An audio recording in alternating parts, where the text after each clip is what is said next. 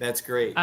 So what we've been doing is sort of how the sort of platonic ideal would be like a 15-minute address and 15 minutes for questions, but it's your half hour. We've had some people just go, I don't want to have a stump speech. Let's go right to questions. We've had some people's addresses run long, and like whatever's fine. So,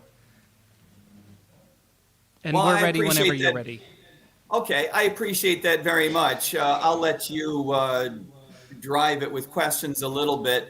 Let me share for a few minutes how I see sort of the lay of the land, and I'll introduce myself, and I'll get the ball rolling. Seeing as I've already had my cup of coffee, right? It's up to me to get it rolling a little bit. I'm here in New Orleans, by the way. We're at the Louisiana Convention, and I'm sorry that I'm not with you all in person, but it's great to be with you this way, if nothing else.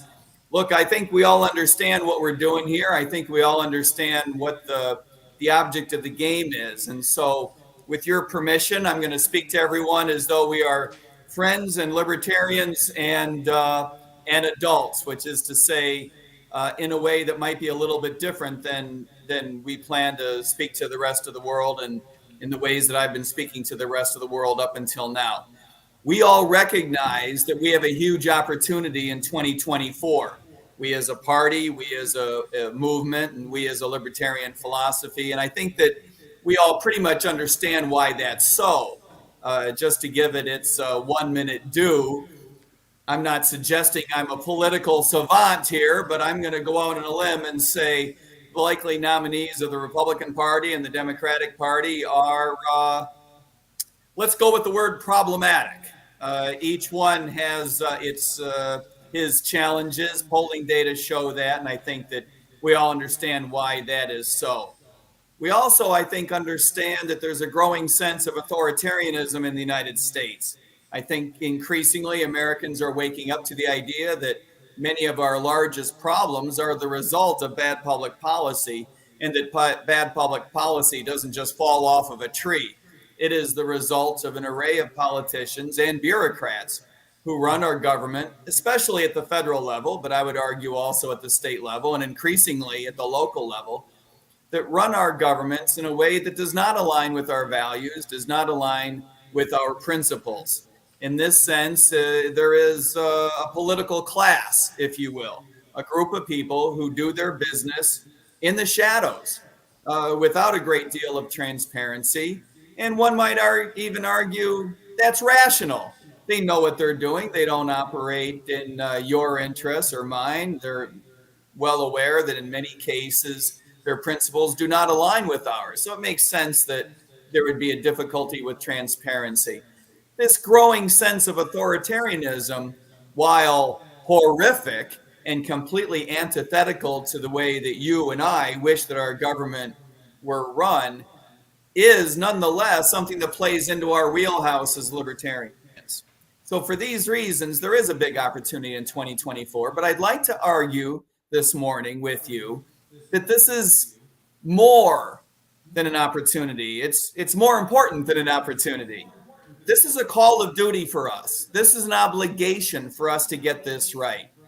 The reason I'm in this race is because I believe that to fulfill on this obligation, we need to do a few things differently from the way that we have done things before. And I think that we all understand to a certain extent some of the reasons why this is an obligation. Look, if you're waiting for a Republican to lead the charge back toward free markets, fiscal conservatism, free trade, an environment of deregulation, pro-growth economics, I think arguably we would have to admit that we would be waiting for something that's simply not going to happen. And on the Democratic side as well, if you're waiting for a Democrat to stand up for your First Amendment rights, I think that ship has sailed. And I speak as someone whose family is mostly Democrats. Look, a lot of people in my family joined the Democratic Party some time ago with the feeling that there would be some protection for social liberalism. Heck, if you go back far enough, I don't see a lot of gray hair in your crowd this morning, so you might have to ask your parents. if you go back far enough, you would not only be able to find an array of Democratic politicians who were passing around an anti-war message, you would even, you might have to ask your grandparents, youngsters. There was a day when a Democratic politician would stand up for your Second Amendment rights. That's going back a while. Boy, if you joined the Democratic Party because you believed in those principles, you and your party have gone in two different directions. And I would say the same thing about people who joined in good faith the Republican Party. We, as libertarians, we are the philosophical descendants of the people that put together the Declaration of Independence, our Constitution, that developed our federal government, and only for one legitimate reason, to protect our civil liberties. So we understand that it is, in some sense, really up to us. My feeling is that for us to fulfill on this obligation, for us to live up to our call of duty, the two big things that we need to do differently than our presidential campaigns have in the past. And by the way, this isn't personal, right? I think many of us, myself included, have enormous amounts of respect and even admiration and affection for the people who have run our presidential campaigns in the past. I'm a big Jo Jorgensen fan myself. She's always been kind to me. I know the people that ran that campaign. Gary Johnson seemed like a nice enough guy. But there are two big things that we need to do differently. Number one, we have to run an extremely principles-forward platform. And the reason for this, number one, we need to completely differentiate from Republicans and from Democrats. We need to cleave a very hard edge against their politicians, not find common ground with their politicians, find common ground with their constituents, with their voters, sure. But we need to cleave a hard edge against their politicians. Just as a matter of competition, if all you cared about was getting a lot of votes and media attention, getting the attention of big donors, you would have to establish our campaign as a completely alternative choice, something that cannot be mistaken for a Republican or a Democratic campaign. That's if all you cared about were political tactics. But that's not all that we care about. The other big objective of the campaign must be to correctly brand the Libertarian Party.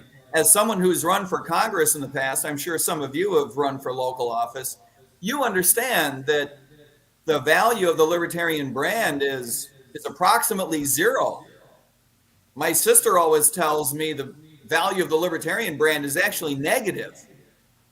Ouch. I think she says that just to be nasty to her brother, but it's hard to argue she's wrong in certain districts. People say you can get more votes as an independent than as a libertarian.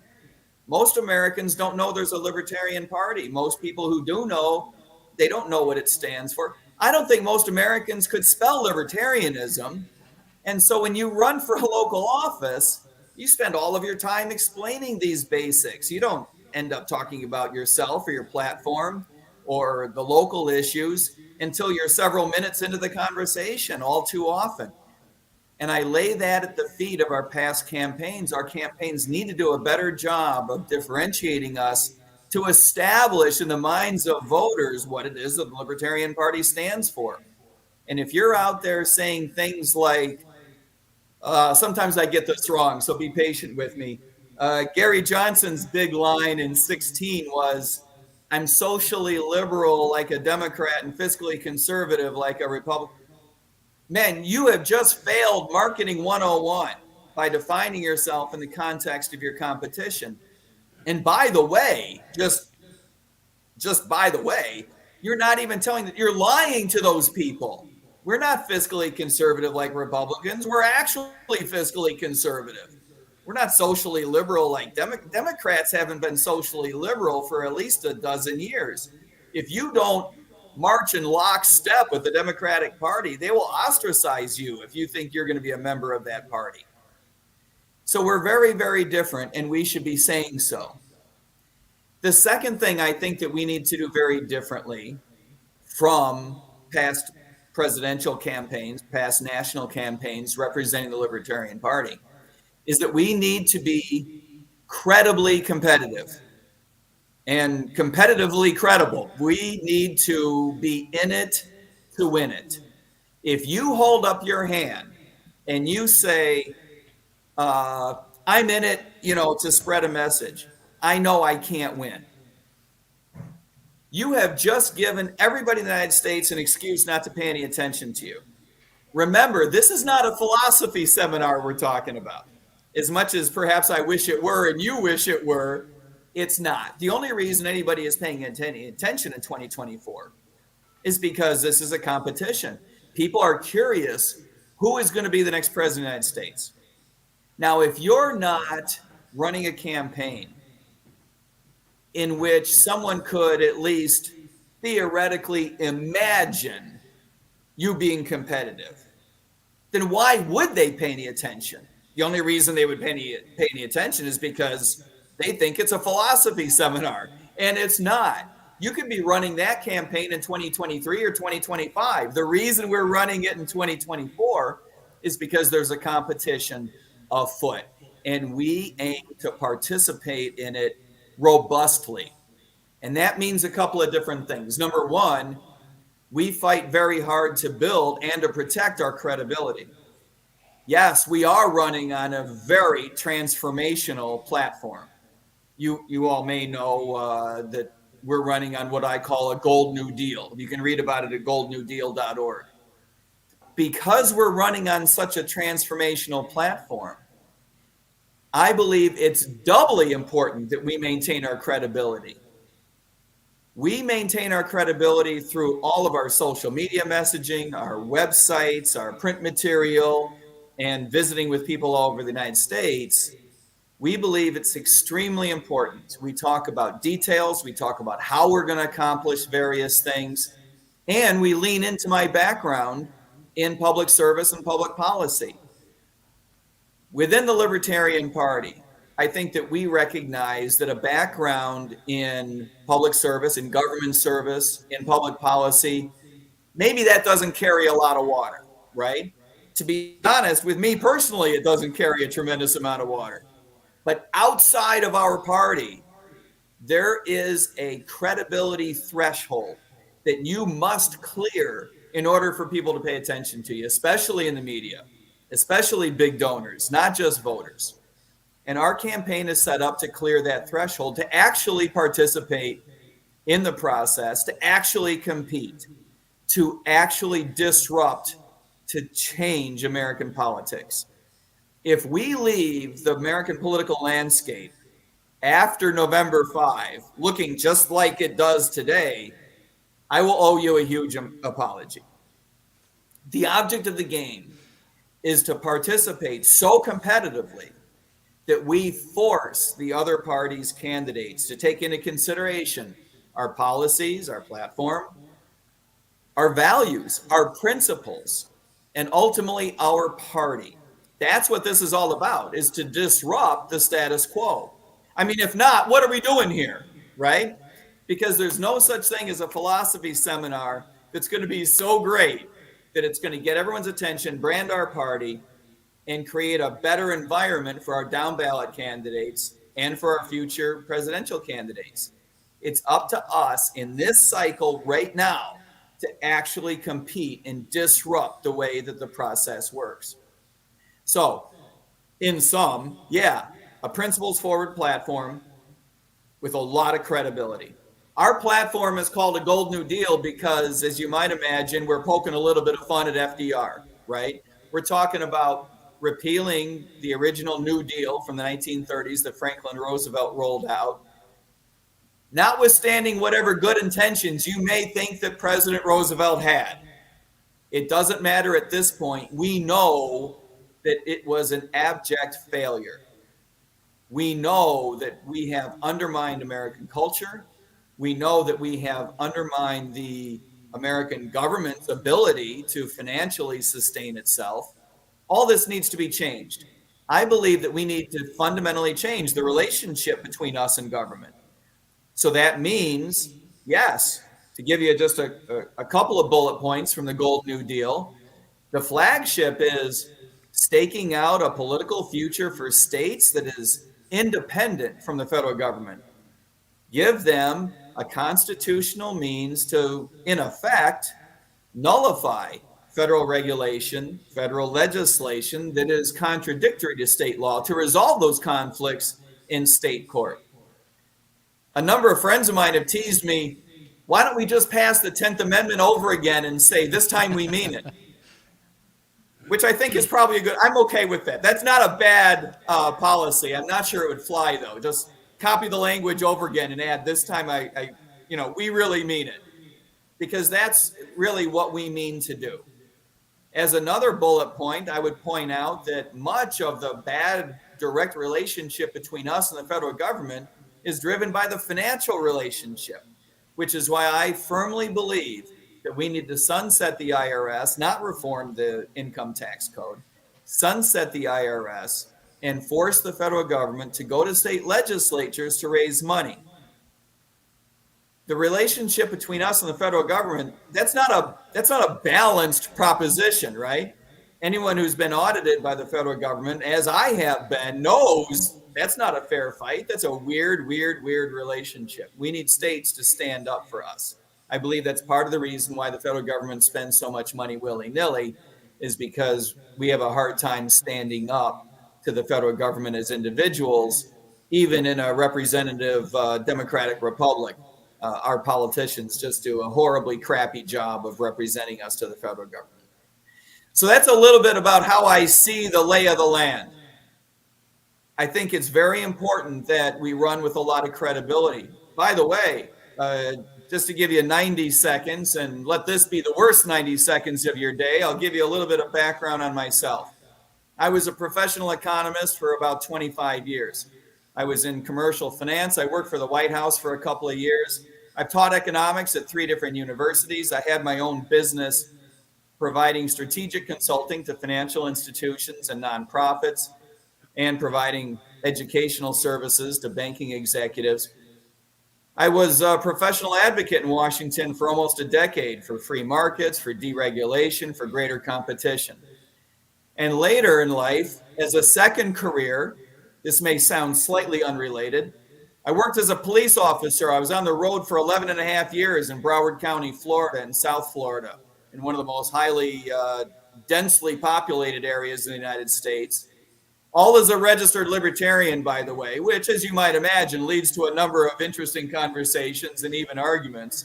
But it was a great experience. I was able to find a police department that had a separate vice unit, so I didn't have to be involved with all the stupid stuff, the stuff I personally consider stupid, the war on drugs, prostitution stings and asset forfeitures, all the things that we know that we need to change at the political level.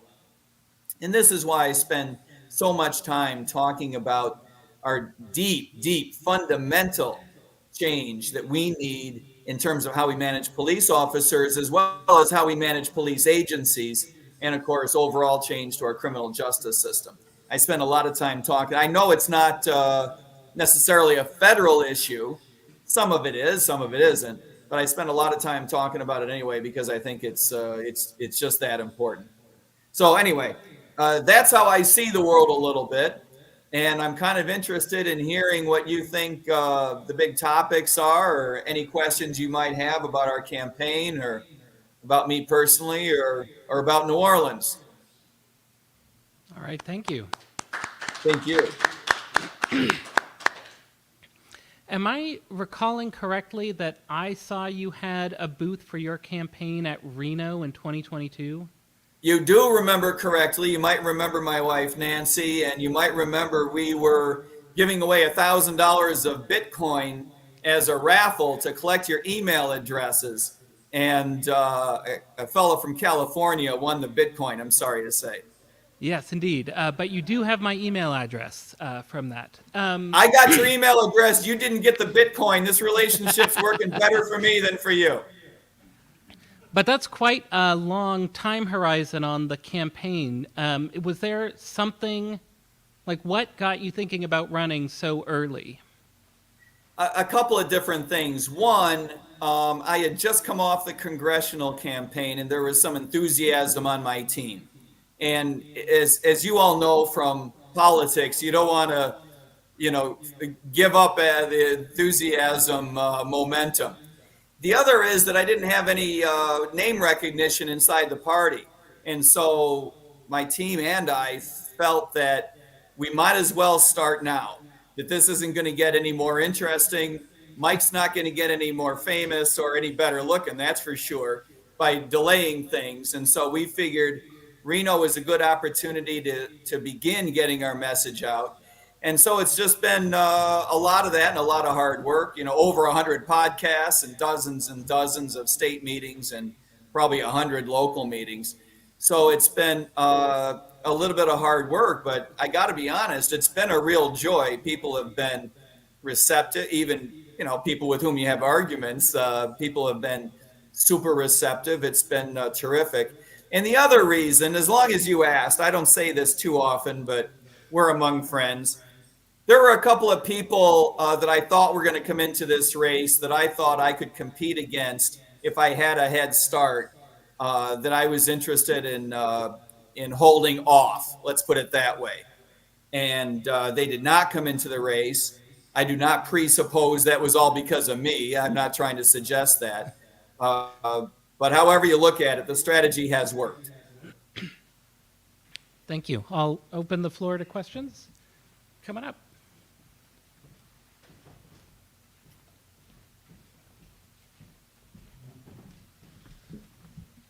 So I heard your economic background and that you were giving away Bitcoin, which is probably a good sign for this. But I'm one of those people who sees like EO 6102 and a lot of the Federal Reserve System as kind of the bigger problem underlying a lot of these other issues. How would you address that? Would it be something that you address? And then how on earth do you sell a solution like that to the general public? It's hard, right? The answer is yes, and it's hard. But personally, I would take it on forcefully. I hope that we have a few minutes to talk about this because I think it's really important. First of all, I'm on the same page with you. You're right. Giving away Bitcoin might have been a good sign, but I have since collected it back. Okay. So I continue to maintain a little bit of position in Bitcoin. But most importantly, I believe it's important that our government not be in the business of picking winners, Bitcoin over Ethereum over anything else. And most importantly, to your point, most importantly, we need to keep the Fed and any other government agency out of the business of issuing a digital currency. And the reason for this, of course, is twofold. One, we talk a lot about, which is the potential violation of privacy, right? The idea that the Fed would have not just metadata, but detailed, granular data on all kinds of transactions is a real problem. And I don't think anyone should be under the illusion that the Fed would be able to withstand a request from the Treasury Department or the Justice Department or the White or any other agency, right, that was interested in that data. And so it's not merely a problematic aspect of managing our privacy. It's potentially a breach that would lead to a control of our people in a way that I don't think most Americans today realize. But look, most of us remember how the financial accounts of the Canadian truck drivers were shut down, right? We don't have time to go into that story, but ask each other. That was a nightmare. And that sort of thing is only a hop, skip, and a jump away from the United States. The other thing that's important to talk about, and we spend less time on this, is that we are about to hit an inflection point in the development of the smart economy, right? The economy that runs on blockchain technology, the economy that has full integration of supply chains, for example, and inventory management. All of that is going to require currency that runs on blockchain technology. Not all, but some. I mean, there are going to be aspects of this that are deeply advanced and made more efficient by having currency that runs on blockchain technology. We want those markets to develop in the best way, in the most efficient way possible. We can't afford for the development of this aspect of our economy to be biased because the Federal Reserve is picking winners. And worse, for the Federal Reserve to pick itself as the winner, right? look, we all know that if the Fed issues its own digital currency, it's going to advantage every regulatory aspect of the management of the smart economy in its favor so that it can control these transactions. I don't think the Fed is hiding the ball on this. That's exactly what it is that they want to do. So we need to stop the Fed altogether. And there's an underlying question. I think this is part of what you meant to imply. The Fed as a whole is extremely problematic for our economy. I have spent, speaking of Reno, I was passing out postcards in Reno that said "End the Fed," and it had a little QR code that went to my 3-minute video plan on how to end the Fed. Ending the Fed is a very difficult proposition. Dr. Paul used to talk about this, even though it's hard, right? He didn't talk about it because this was an easy issue, and every American was hankering for a good lecture on how to end the Federal Reserve System. I'm guessing that the Federal Reserve System is approximately as well known among the American people as the Libertarian Party, which is to say not much. So let's hope they want to end the Fed and not the LP. The reason we need to talk about this is twofold. Number one, it's really important. But the other reason that we need to talk about this is because I think most people are increasingly aware of how bad inflation is, number one. And number two, we need to make the case that Republicans come and go, Democrats come and go, right? The White House changes hands every 4 or 8 years. Inflation persists. Most Americans are ready to hear, why is that? It's not because we need to change some individual. We need to fundamentally change the way decisions are made. I don't think most Americans realize the way that we set the most important price in the world, which is the interest rate on the US dollar, right? The most important price in the world is not set by market forces. Every 6 weeks, we lock up 12 people who we think are really smart in a room, and we basically ask them what mood they're in regarding our economy. That's how we do it. That's not even an exaggeration. That's not me trying to be snarky. That's actually how it works. I think if most Americans were told that, they would say, that sounds kind of dopey. And that's our opportunity to say, you're damned right it is. Now let's talk about something that makes more sense. We don't have to get into the research that shows that a rules-based system, a la Milton Friedman, would help avoid the boom-bust cycle, would help mitigate inflation. We should not be targeting 2% inflation. We should be targeting 0% inflation. The 2% inflation is a combination of a political construct and the Fed's admission that it can't get to 0% because it's not that good at this. We have tried the Fed. However you feel about the Fed, right? If you're a Fed lover, that's okay. But we have proven over the past 100 years that it doesn't work.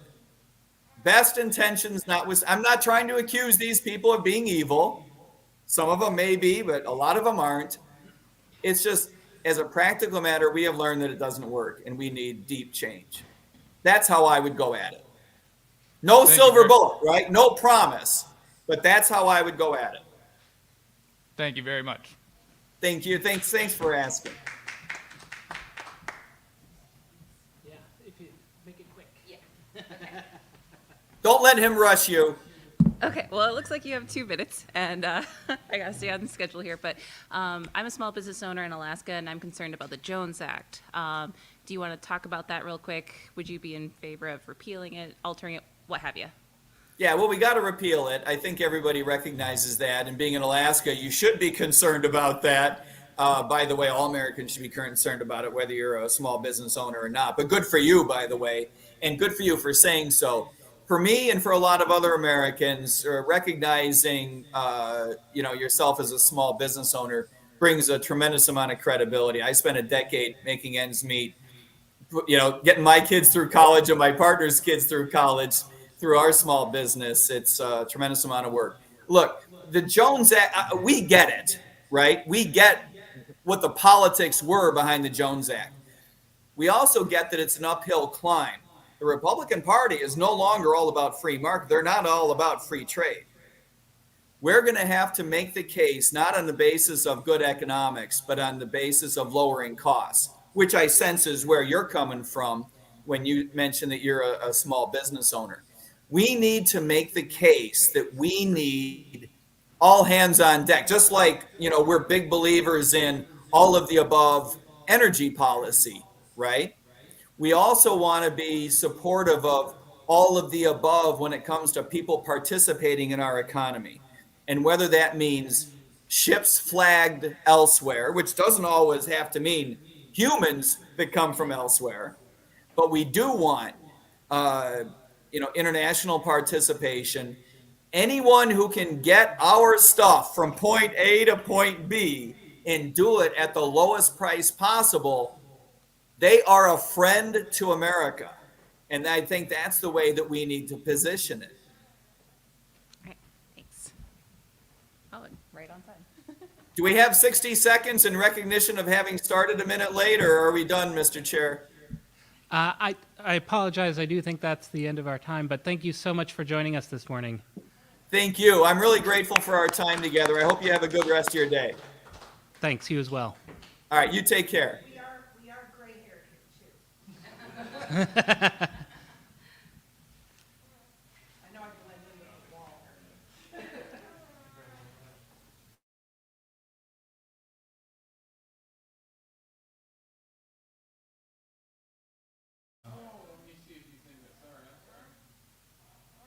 Yep. Yep.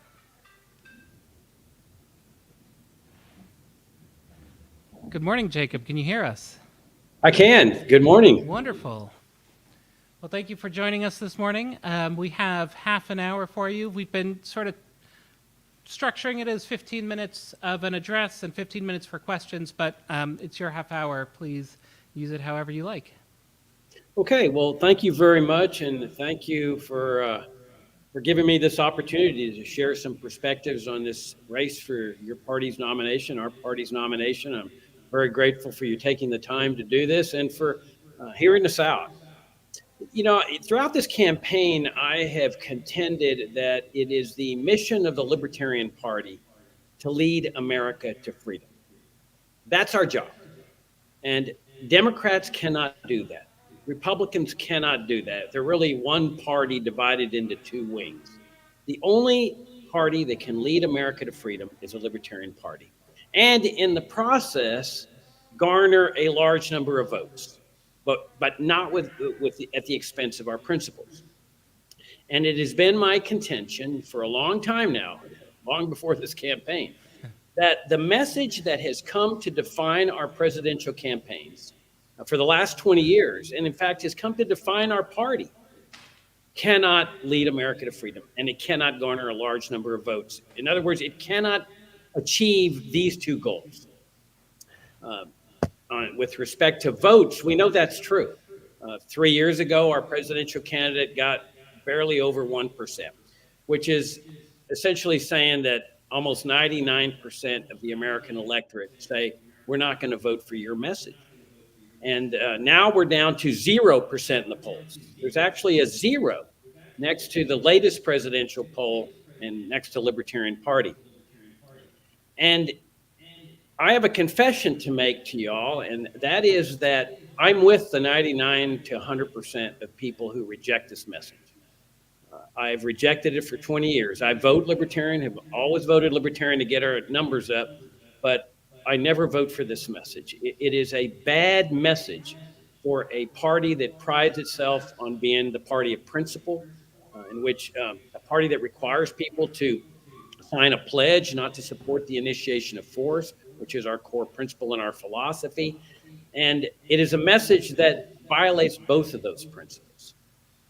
It is essentially a message that's an amalgam of three factors. One, libertarian socialism, serfdom reform, and Republican light, or positions that are imported from the Republican Party. And let me give you some specific examples of this. Social Security and Medicare. These are the two crown jewels of American socialism. Social Security, they don't call it Social Security for nothing. It's a socialist program. It was imported from socialists in Germany. It was made into law in the United States in the 1930s. Americans lived without this program for over a century. And it is based on the initiation of force. It uses the coercive taxation of the Internal Revenue Service to take money from one group of people to give it to another group of people. Nobody puts money into a fund. People simply pay taxes, and those taxes are spent on a receipt. It's a straight welfare state program, no different from food stamps and public housing. There's no contract, there's no promise. And so it'd be difficult to find a better example of a socialist program than this. And yet here is the party that purports to stand against socialism, and correctly so. It's been the bane of mankind. It's one of the worst economic philosophies ever. And yet our presidential campaigns, including most of my opponents in this race, favor the continuation of this program. If you go back to the South Carolina debate, they were vociferous in their support of this program. They were taking me to task, saying, Jacob, you're not caring and compassionate. We can't run a presidential candidate that doesn't have care and compassion. We have to continue this program for at least one generation. People are dependent on it, and there'll be people dying in the streets. Well, my position is that this is pure nonsense, that it shows you, one, what socialism does to people's mindsets, including libertarians. There is no care or compassion involved in continuing this program for a generation or even for 5 or 10 years. It's based on the initiation of force. It's always easy to be good and caring with money that's been stolen from other people, from the IRS, but that's not genuine care and compassion. Genuine care and compassion is what comes from the willing heart of the individual. Children and grandchildren helping out parents and grandparents on a voluntary basis. The churches of America are filled with faith-filled people that are always ready to help out others. There's charitable foundations. And I believe that it is incumbent on our party and our presidential campaign to lead America in the restoration of these values of voluntary charity and freedom. Because, like I say, Democrats and Republicans can't do that. And when we settle for accepting this socialist program, we've essentially given up on freedom, because there's no way that you can truly be considered free under socialism. And so this is one of the ways we need to lead America out of this morass and the restoration of values like voluntary charity. Now, same thing with Medicare and Medicaid. I mean, these programs destroyed what had been the finest healthcare system in really history. I grew up before these programs were established, and I grew up in the poorest city in the United States, according to the Census Bureau. Doctors' offices were filled with people.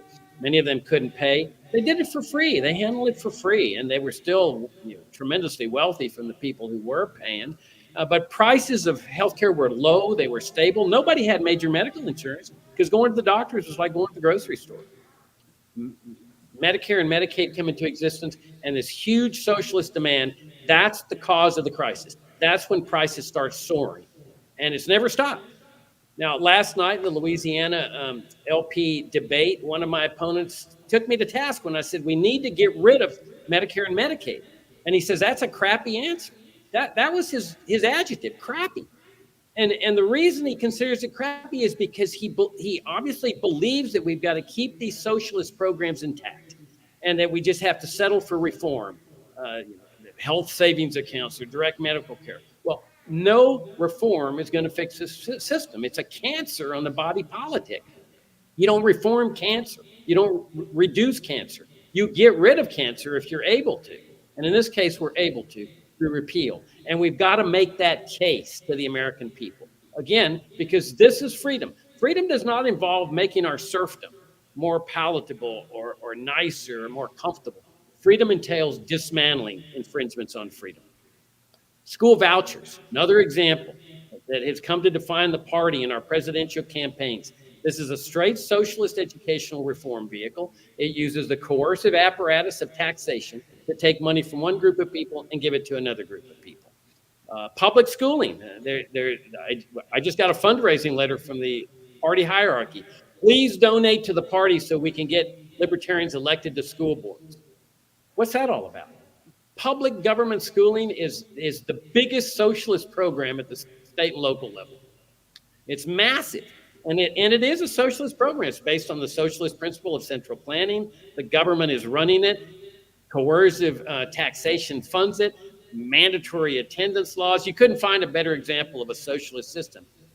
The only freedom position here is separate school and state. That's the case we need to be making to the American people if we're going to lead America to freedom. But if we accept the premises of the socialist welfare state and we say, well, we're just going to get libertarians in there to manage it and make it better, how do we expect to lead America to freedom there? The big example, or another big example, is immigration controls. All of my opponents favor immigration controls. That's been defining the prevailing trend in the party. It's been there in the presidential campaigns for about the last 20 years or so. And yet it also is a socialist program. This is what Ludwig von Mises said would lead to planned chaos. And the reason is you've got central planning, which is a core principle in socialism. You've got government planning, the movements of millions of people in one of the most complex labor markets in history. And that's why you have the planned chaos for 80 years and perpetual crisis and death, suffering, rapes, kidnappings, detention centers, refugee camps, a massive police state along the border, which includes highway checkpoints and warrantless searches of ranches and farms. I lived almost half my life down on the border. It's horrendous, the police state down there, including their little roving border patrol checkpoints. But this is what comes with socialism. And I understand fully that I'm swimming upstream with respect to this position here and on all these positions, Social Security, Medicare, vouchers, etc. But it is my position that this is what we need to do to lead America to freedom. Now, the political argument is, well, Jacob, our position as immigration control advocates is a big vote getter. Oh, really? Well, then why are we at 0% in the polls? Why did we only get 1% 3 years ago if it's such a big vote getter? Well, it's actually the exact opposite. It's a zero vote getter because every single proponent of immigration controls is going to vote for Donald Trump without exception. And even if you were to find an exception, they'd vote for Bobby Kennedy Jr. Because his position is the same as Trump's. Nobody's going to waste their vote on an LP presidential candidate. And so that favors immigration controls. So if the idea is let's adopt this Republican position, this is one of the Republican-like positions, to get votes, it doesn't work. And so look at my position. I'm an advocate of open borders, which has been the position of this party for more than 50 years. And it's the correct position in terms of the immigration, the initiation of force principle, the non-aggression principle. When you cross a political border, you're not violating rights. You're not initiating force against anyone. You're just crossing this artificial line. But it's also a vote getter. Convention after convention, I've said, we don't have to settle for 0 to 1%. We can achieve a 10 to 15% breakout. Look at all the migrant families, millions of migrant families in America that many of them have been adversely affected by the border, if not most of them. They're looking for leadership. They're just looking for a viable alternative. They've never heard the viable alternative. And that alternative is open borders. Now, at the conventions, I've started passing out a flyer that has 4 book covers on it to let people that these are 4 major books in favor of open borders, to let people know that this is not some esoteric pie in the sky solution. This is the solution. I've been saying this for 30 years. There's my book, The Case for Free Trade and Open Immigration, that I published some 30 years ago. There's a new book, fantastic book called The Case for Open Borders by John Washington, a journalist from Tucson. There's Open Borders by Brian Kaplan, a brilliant economics professor at George Mason. And then Let Them In, The Case for Open Borders by Jason Riley.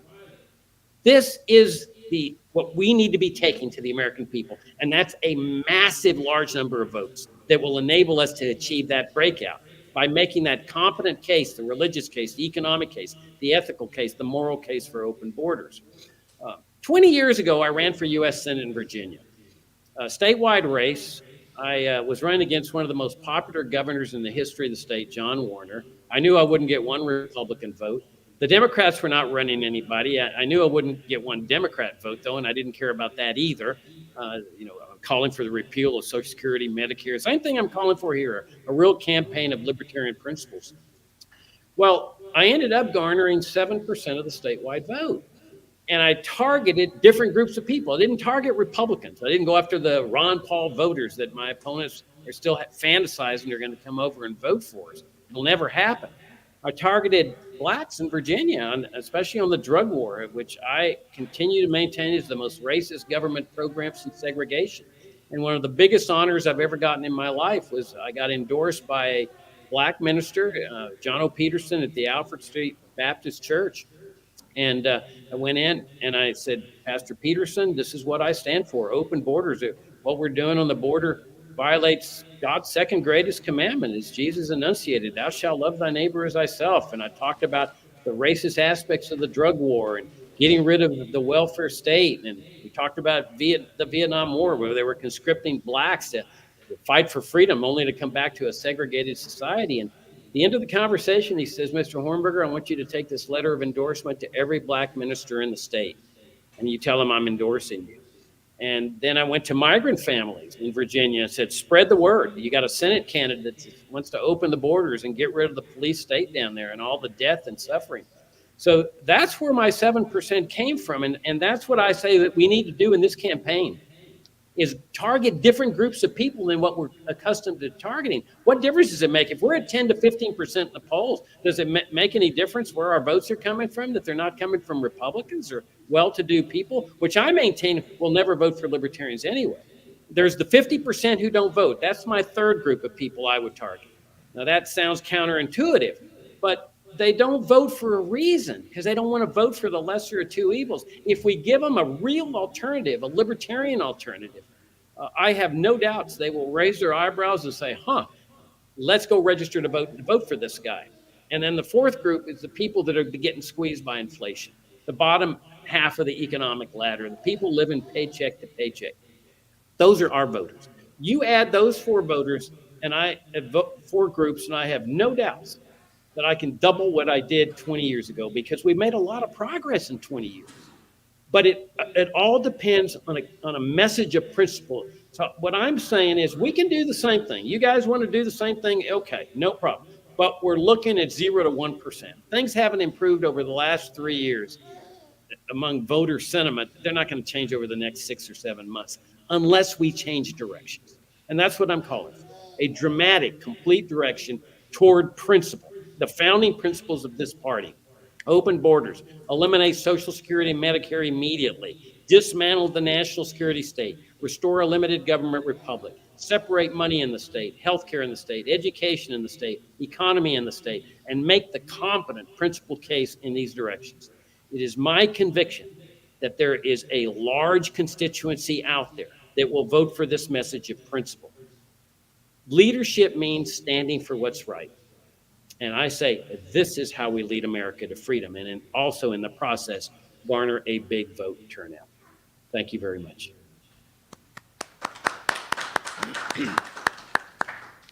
Thank you, Jacob. So please jump in if I did not catch this correctly, but I think you said that 30 years ago when you were running at the statewide level, it was the same or substantially the same message. Is there anything different or special about this moment, or are these just perennial issues? Well, it was 20 years ago that I ran for Senate, not 30 years ago. It was in 2002. The principles are the same. When I ran in that campaign, I ran on the same set of principles, the uncompromising principles of liberty. I have long believed that our principles are our greatest asset. It sort of has been ingrained in the party, and I've noticed that when I joined the party in 1990, and I served 3 terms on the platform, I noticed that there was a trend in the party to convince libertarians that our principles were an albatross, a liability, and that we needed to water them down or hide them, conceal them, because they were costing us votes. My position is the exact opposite. Now, but what's changed from 20 years ago is this immigration issue. Now, immigration has been in crisis for 80 years, all my life. And I told you I spent a lot of time on the border. But right now, at this point in time in history, we are being presented with an opportunity the likes of which may never come. This is this is the burning issue of our time. I mean, everybody's attention is focused on that. We can run a candidate that's going to be just like Trump or just like Biden and favors this system that wants to make it work. It's a broken system. You all have heard all the mantras. We're going to fix it. We're going to streamline it, but it's not going to accomplish anything. We run a campaign that is totally different from Republicans and Democrats and Kennedy, a campaign of open borders, and make that competent case for open borders. I have no doubts, we have an opportunity right now to do some real open field running in this election. And one thing I've learned in life by now is that if you don't seize opportunities when they present themselves, they may never come again. And that's why I'm saying we need a carpe diem right here and now. Very good, thank you. And if there are any questions from the floor?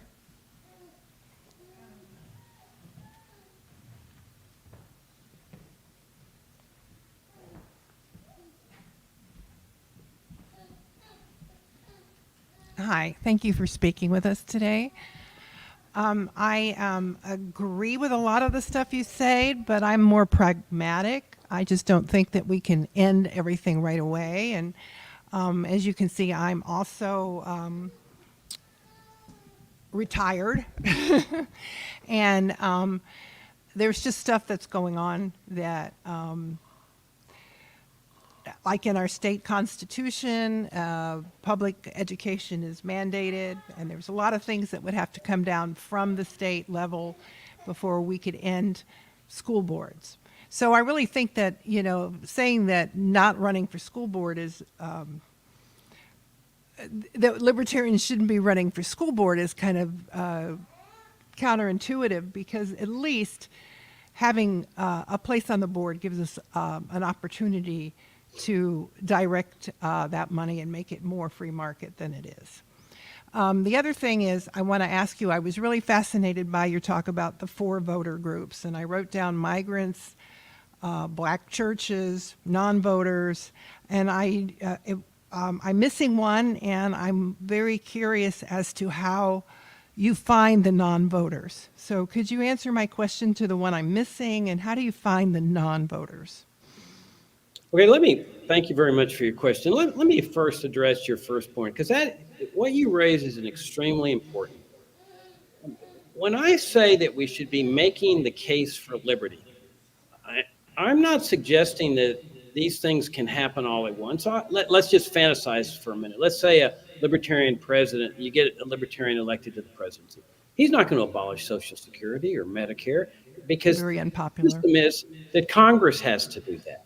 And so, you know, if you go in there and issue an executive decree saying this program's now over, you'll be impeached the next day and convicted the day after that, and the troops will be there to remove you the third day. What I'm saying is that there's only one group of people that can lead America to freedom, but that entails making the case for freedom. If we resign ourselves to saying, well, as a practical matter, we really can't accomplish it, Jacob, therefore, we might as well join up with them and try to improve the system, then nobody's going to lead America to freedom. We've got to continue standing fast. Even a libertarian president would have to keep standing fast. We need to get this program repealed. Please pressure your congressman. Please elect libertarians 2 years from now at the midterm.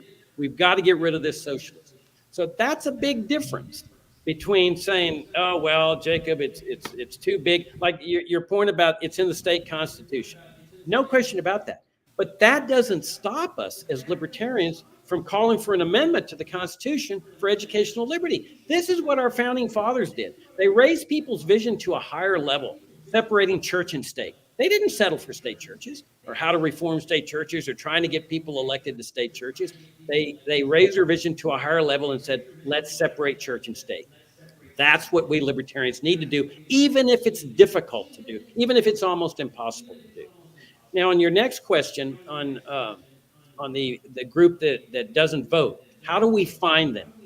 We find them with the message. The message itself finds itself. Another new flyer that I've been putting out, and I'm sorry I can't share it with y'all, it's a quote by Albert Schweitzer that says, we need to start a new public opinion in this country that doesn't depend on mass media, big money, propaganda, but just goes word of mouth and depends on the truth of the message. And what I'm saying is that if you run a campaign of true principles, that word will spread, word of mouth. Man, there's a guy out there that wants to dismantle this whole thing. And then all of a sudden, the people who don't vote, I mean, I think a large number of them are not voting because what's the point? You got two wings of the same party. We give them a real alternative. We're going to get rid of the drug war.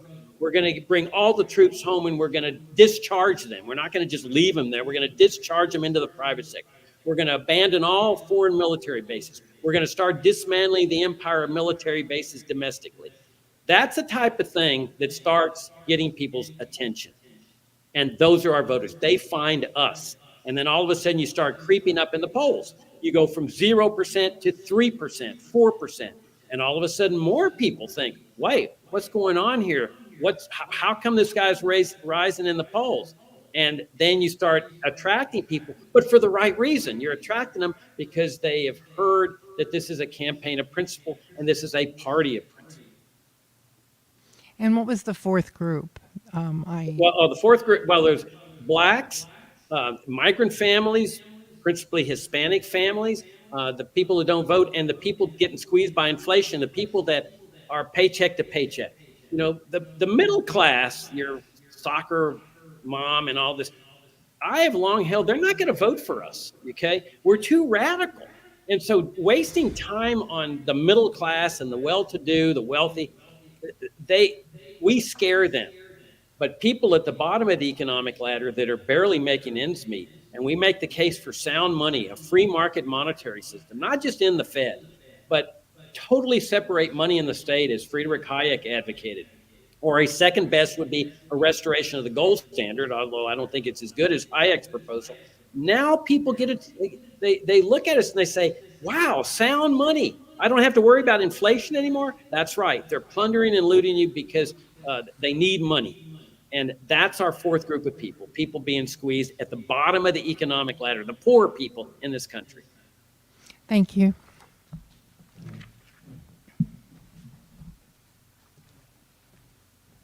We have time for, I think, one more question.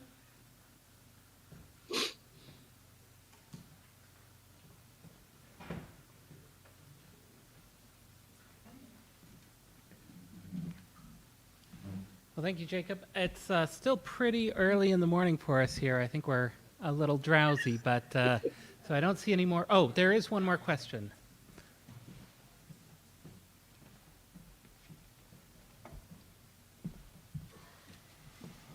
So I think you kind of touched on it, but like as for cutting down some of these other things, is it just like with getting rid of some of the agencies and overlap, would it just be kind of a matter of selling that to the public and how you'd get rid of, I guess, kind of, there's just so much overlap in government coverage of agencies and spending and do you have any plan on how to attack that or tell people how big of a part of the problem that is?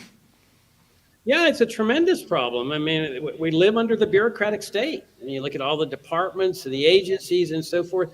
But, you know, my position is that if you spend all your time concentrating on each agency, the SEC, the DEA, ATF, and so forth, that you get mired down in the weeds. And I think what we need to do in a presidential campaign is raise people's vision to a much higher level of what real freedom is. Adam Smith made this point back in 1776 in his book, An Inquiry into the Nature and Causes of the Wealth of Nations.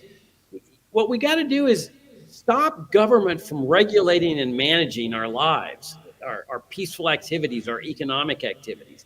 And so what I would be arguing about is a separation of economy and the state, just like we separate church and state, and money in the state, and education in the state, and healthcare in the state. Once you have a constitutional separation like this, you don't have to worry about anymore about agencies and so forth. You know, who worries about the church agencies or what the government's doing to regulate the churches and so forth? Nobody, because the government doesn't have this power. And so that's the ultimate freedom answer is you stop government from regulating peaceful activity. That's what freedom is. It's the right to engage in any activity you want, so long as you're not initiating force or fraud against another person. And it's my contention that if we take this type of principal message of liberty and talk in terms of the First Amendment, the Constitution, the philosophy of the Constitution, and the Declaration of Independence, that's going to be something that's going to jar people in a very positive way, because you don't hear candidates talking along those terms. But I think they will resonate among people that are looking for a way out of this morass. We're sitting in this darkness, and we libertarians are the light that is shining through this darkness. We just have to keep brightening that light and brightening that light. And as more people see the light, they will come to us. But that light comes from our principles. If we don't adhere to our principles, which I contend we have not done, we're not going to have that light shining very brightly. But if we start restoring our principles and getting our own house in order here, I think the problems in the party go away. I think people get energized, they get excited, and there's nothing more exciting than a campaign that starts to do well. Everybody gets excited. Everybody starts uniting. Donations start coming in. That's what I would love to see for this party. Thank you very much. Yep. Thank you all very much. I appreciate you coming out this early in the morning and hear me. I'm very, very grateful and very, very honored for y'all putting this thing together for me. And I know it takes effort. And thank you for letting me communicate to you in this way. Indeed, we were happy to. Thanks for taking the time. Okay.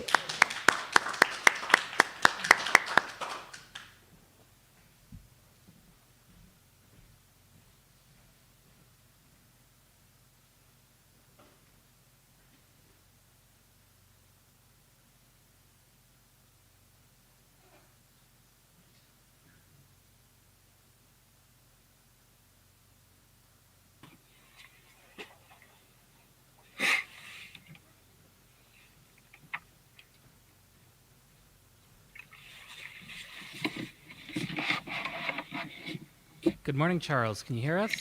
Yes, can you hear me? We can. Wonderful. Good morning. Good morning. Thank you, Alaska. It's nice to meet you all.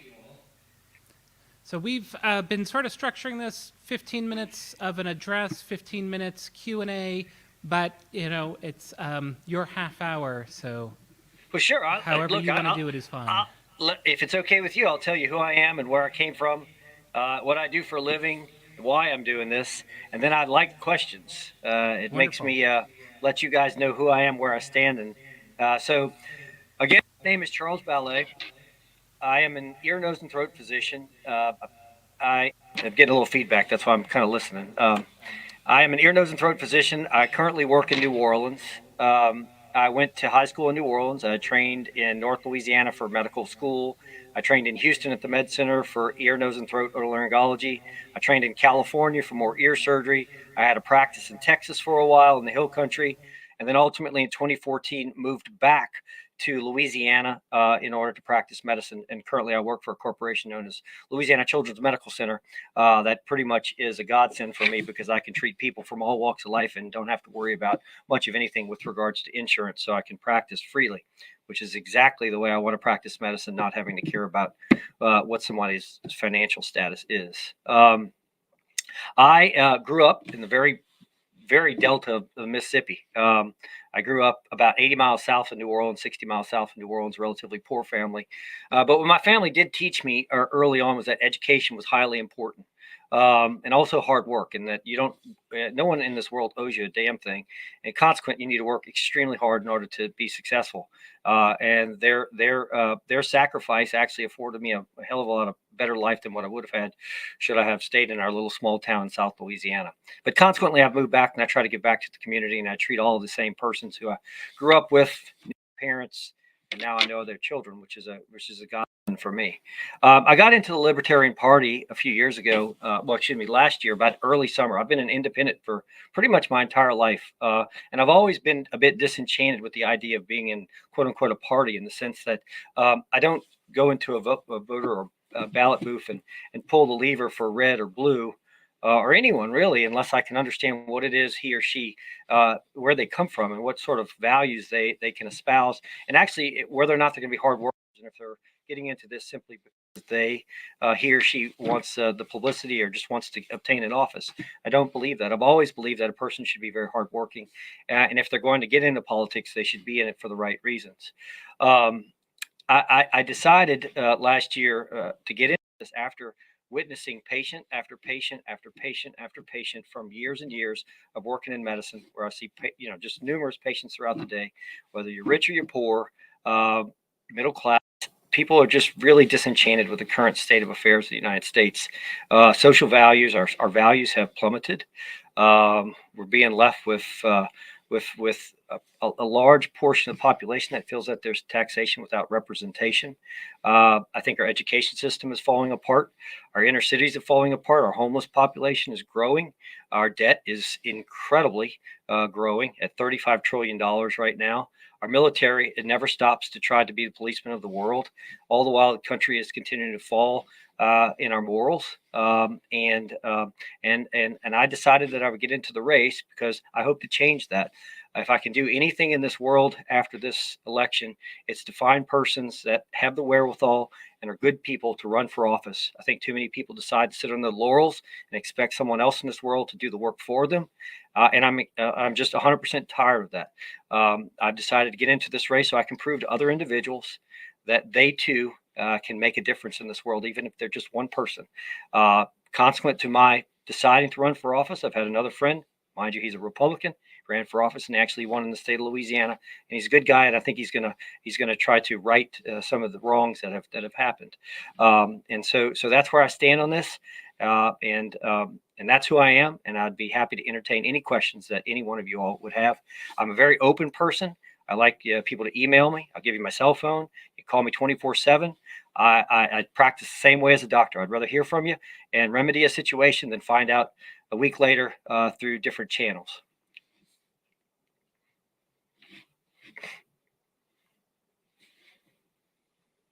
Now I can't hear you. Oh, yeah, Now I can. the mic was muted. Sorry. Yes, sir. Yes, sir. So you said that you got involved in the party very recently. Do you have a longer track record with either libertarian philosophy or like small L libertarianism, or is this whole thing new to you? No, I mean I've followed libertarians for a while, right? It's just a matter. So in the South, libertarian movement is not tremendous in the state of Louisiana. Now it started a few years ago. The whole "Don't Tread on Me," right? But we had our convention last night in Louisiana, and there were 27 people in the audience, right? Which for many states that's a pretty small contingency of people. Um, uh, the last person that I remember that really kind of made a big whammo was exactly the person who made the largest whammo for the Libertarian Party in 2016, right? Gary Johnson. I've talked to Joe Jorgensen. I respect all of their values. I have always been a person. So I grew up in New Orleans. New Orleans is a city where you cannot, well, I guess you could, anybody can be what they want, but you're taught that everyone gets along. And when they say it's sort of like a gumbo, they're 100% correct. Whether you're black, you're white, you're Asian, whatever, it makes absolutely no difference. Whether you're gay, you're straight, I could care less. Religious, it doesn't matter to me. You're brought up this way in this hodgepodge of people in this city. While at the same time, I'll be honest, I side more Republican, if you want to consider it that way. I better use the word conservative, because I was taught that you don't get subsidies, you don't get handouts. No one owes you a doggone thing in this world. You have to work very hard in order to achieve things if that's what you want. Now, if you choose to sit on your laurels and be a couch potato, that's your prerogative. I shouldn't have to give anyone who wants to do that any particular funds, handouts, etc. That's the persons can make their own decisions, and that's not being ardent about not helping people. I think there's a huge difference. I firmly believe that many of these kids, we have our New Orleans population is probably about 70% African American, and most of these kids have a chance in this world, and that's a fact, because their parents, they don't have good parents, they don't have societal help, they don't have, they know their block and a few friends that they hang around with. They may have a single parent that works 2 jobs trying to put food on the table, and I don't believe in a conservatism where you can't care for these persons. But the current system where governments are using handouts and subsidies that just continue to promote laziness does not work. And that is not something that I would espouse. Very good, thank you. And I'll open the floor to questions now. Yeah. You don't have to raise your hand, just come on up.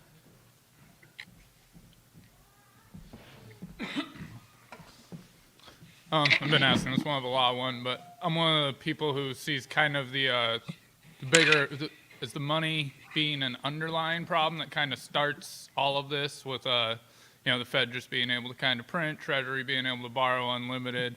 Do you have any feelings on kind of that, the dollar, how to fix that kind of thing? Obviously, with inflation, Yes. people are paying attention. Yeah, so this was asked when we were in New Jersey by one of the there was some smaller TV group of people.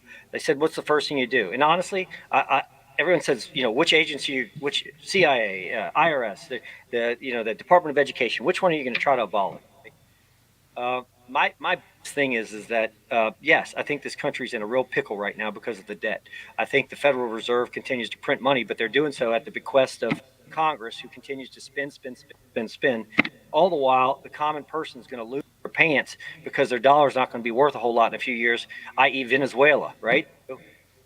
So I think you need to get all of the governors together, and there's more power in number. We all know that. And currently, if Congress can't figure out how to make this work, we're damn sure have to figure out how to make it work. Otherwise, we're going to get pushed into it at the last hour, and it's not going to be pretty. I think there needs to be some sort of constitutional amendment or an arrangement where a certain GDP or some measure of our economy cannot be exceeded. Because right now, current state of affairs, in a few years, we're going to be in a pickle, right? And I don't like the fact that I know that each one of my children right now owes $120,000 in debt to the federal government, based upon the fact that there's persons in another place in this country that continue to just waste money. I mean, I don't agree with what's going on, sending money overseas.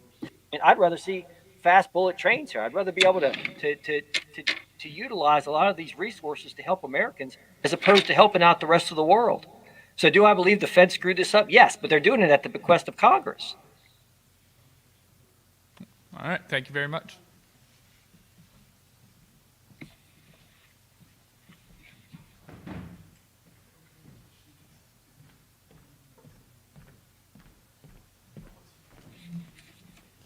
Thank you for coming. I'll just keep my question short. What is your position on borders? So here's the thing. I lived in Texas, in South Texas. I believe that all people are good inherently, right? There are some bad players, sure. I don't believe in open borders, but I do believe in fairness. Currently, have a and let me back up, and it kind of goes into the last question as well. There's no single president that's going to jump in and unilaterally be able to abolish everything.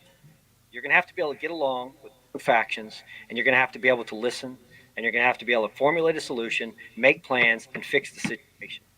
So do I think? And honestly, I don't play sides, but I absolutely love the Hispanic population. I always, because I think they're very hardworking, family-oriented individuals. I saw this in Texas, and in fact, San Antonio, where a lot of Hispanics are, is probably my favorite place in Texas. At the same time, there has to be some degree of law and order. I understand the libertarian value where everything should be open and ultimately it's going to iron itself out. But the problem is, as a physician, I see like a hospital where you'll go into the ER at any given point in the day and there'll be 50 people waiting down for a bed. And sometimes that's taken up by persons who come in from another country illegally or not illegally. But I think until we can iron out a taxation system that works for everyone so that everyone is actually putting into the pot, it's not fair to take away from persons that have paid into the system. And I just don't believe in that. So I think I believe in persons being able to come into this country, but I think it should be fair immigration. I think it should be an illegal immigration. In the 1950s, I think they had an act. It was the act for persons who are seeking asylum or what have you. I forget the actual name of it. And there are certain criteria by which one has to meet. And I think I wholeheartedly believe that many states should have to put forth how many persons they want to participate, to immigrate into the United States. And that way you'll leave a lot of these states out that are supposed sanctuary states and let them put their money where their mouth is.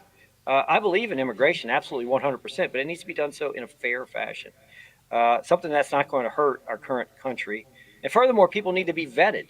In a few years, if there ends up being some sort of attack on this country, I mean, did these people come through the borders? I don't know. I mean, so I believe in law and order and what is fairness, but at the same time, I would not be pragmatic and say, oh no, we can't have persons come in. I have a lot of friends that have actually immigrated to the United States. One of which lives in my building where I live in New Orleans, and coming from Trinidad Tobago. But he went through the process. He had to memorize the answers to 100 questions, 10 of which are answered or asked of him randomly, so that he can, so he can prove to them that he understands America, that he understands history behind it. There's a reason why some of the things that we espouse are important to us all. So to answer your question directly, I do believe in immigration 100%. I just don't believe in absolutely open borders. I do not. I think there Thank needs to you. be some. Yep. Thank you.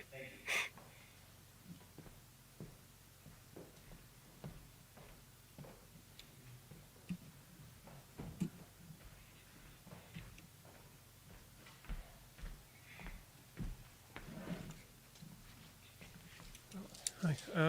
It's a lot of candidates have brought this up. Yes, sir. So how do you, given that you had the nomination, how do you reach the general populace? What's your strategy in messaging? So I'll tell you who supports me right now. In Louisiana, there's not a tremendous Libertarian Party. Okay, they're very nice people. We had our convention last night in New Orleans, of which Jacob, who you just had, was on. Mike Termott, Lars, and Chase were all here. Libertarian Party has achieved a maximum of 3.2% of the vote in 2016, and around the other elections, they're getting around 1%. So currently, what's happening is not working. But herein lies, I think, the golden lining. There are many people in the other parties that want to believe in something else, a person's party that works. I think my current number of people that I have, the current people that I have that have supported me, fewer libertarians, but it's solely because there are only few libertarians in the state of Louisiana and some of the neighboring states in which I know people. Most of the people that like me are persons who are in Democratic and Republican parties who are completely disenfranchised with the current situations. And I think this party has a wide open, particularly right now, where you're going to have Trump and Biden running against one another. I think this is going to be a wide open race. If we can get the message out, which is going to require a tremendous amount of hard work, not singularly from the candidate or candidates, but it's going to be from the party as a whole, right? I think it needs to be a pragmatic message, and it cannot go off onto to extremes. I think this country is looking for a centrist approach, someone who is not going to make fun of other people, someone who has practical ideas that will help the everyday American. What drew me to the Libertarian Party was the fact that I am conservative, but at the same time, I am liberal in many aspects of my life. And I think most of this country is like that. I mean, it took a lot of courage from a lot of persons prior to myself, prior to you all, to advocate for fairness amongst races or fairness amongst how one would want to portray themselves in a sexual fashion, right? This has shifted more to a centrist view, and unfortunately, on the outliers are getting most of the media attention. I think we can call people back into the whole central and say, listen, the libertarian people are ideals. We have a Bill of Rights, and we're going off into directions that our founding forefathers would have never dreamed of. I mean, like, at what point have we lost our compass? I think we need to look back at the North Star and say, listen, we are a party of centrists, and consequent to that, join us, donate. Let's get together and let's make this an election in 2024 that actually matters to this country.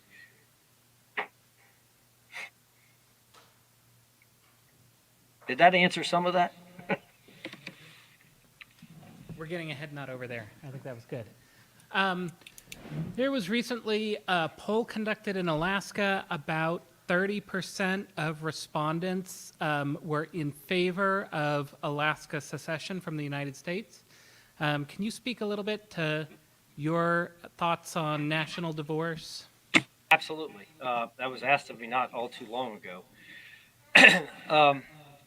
I think you would have to support it, but at the same time, I think you have to look at the societal values and what has gone wrong in this world that will allow it. I am a firm believer that you are much, and most people are, that we are stronger together. I like, for instance, the meme where you have, 1,000 little fish chasing this shark, and that's where I see people. I think that it's it's it is abhorrent that our leaders have pushed us to the point where persons actually want to leave this great nation.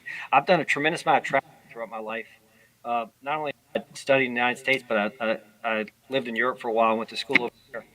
And, when you go back to the United States, at least back in the days, it was a breath of fresh air. You're like, my God, this is a great place. You have these good services that you didn't have in these other locations. And it was like the land of plenty.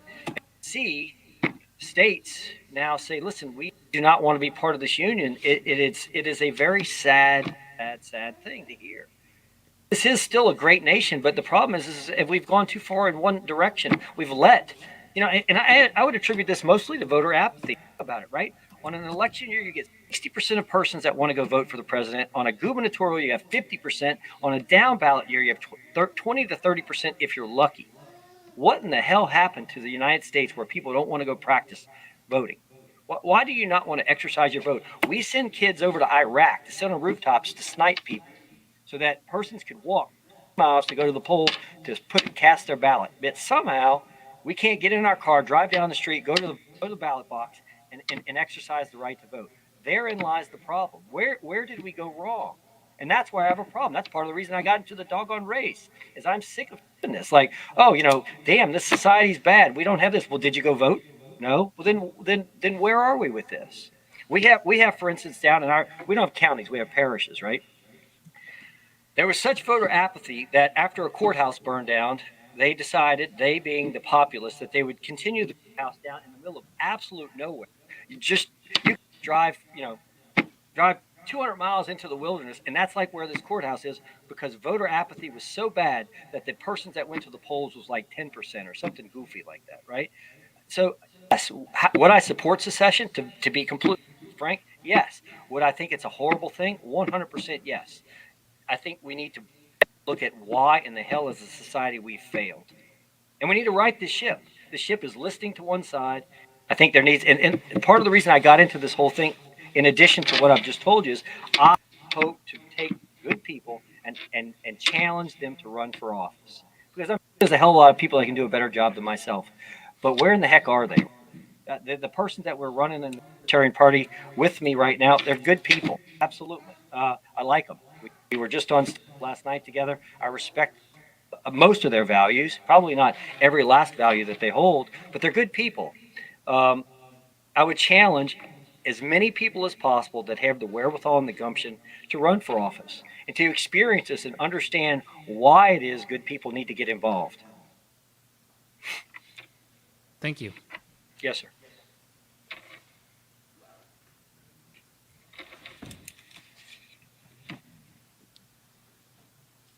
I'm not seeing any more questions in the room here. So I think, thank you so much for joining us this morning, Charles. Yes, sir. I appreciate you guys, and I hope you're having a good day, and I hope you have a good rest of the convention. And I really appreciate this opportunity. I look forward to meeting whoever's going to Washington, D.C. in a few weeks. Indeed. Yes, sir. Well, thank you.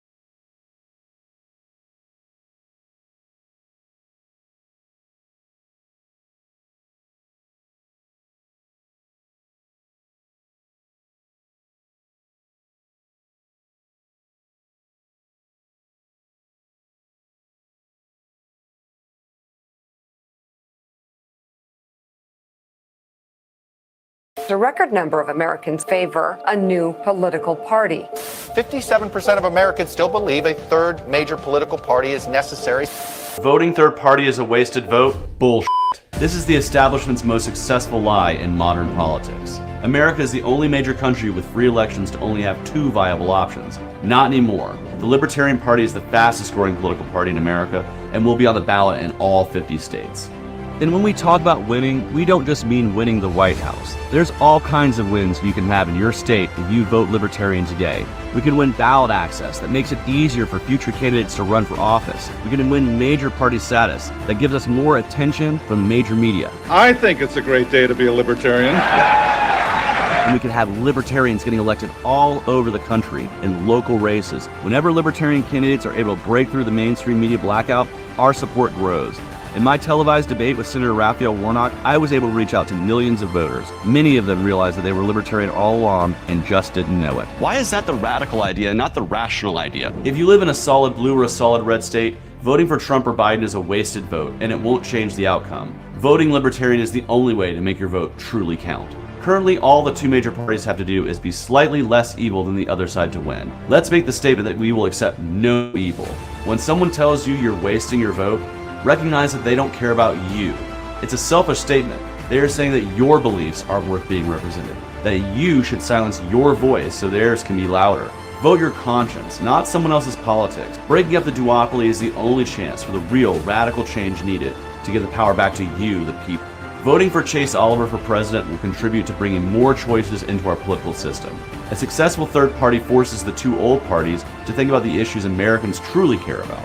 Keep them honest. Show them they must earn your vote. Change begins at the grassroots. But I'm happy to be here talking about an important conversation, and that is how we can improve the democratic process. So that way those we send to state houses like the one behind me and to the Capitol in Washington, D.C. are actually more representative of the populations that they serve.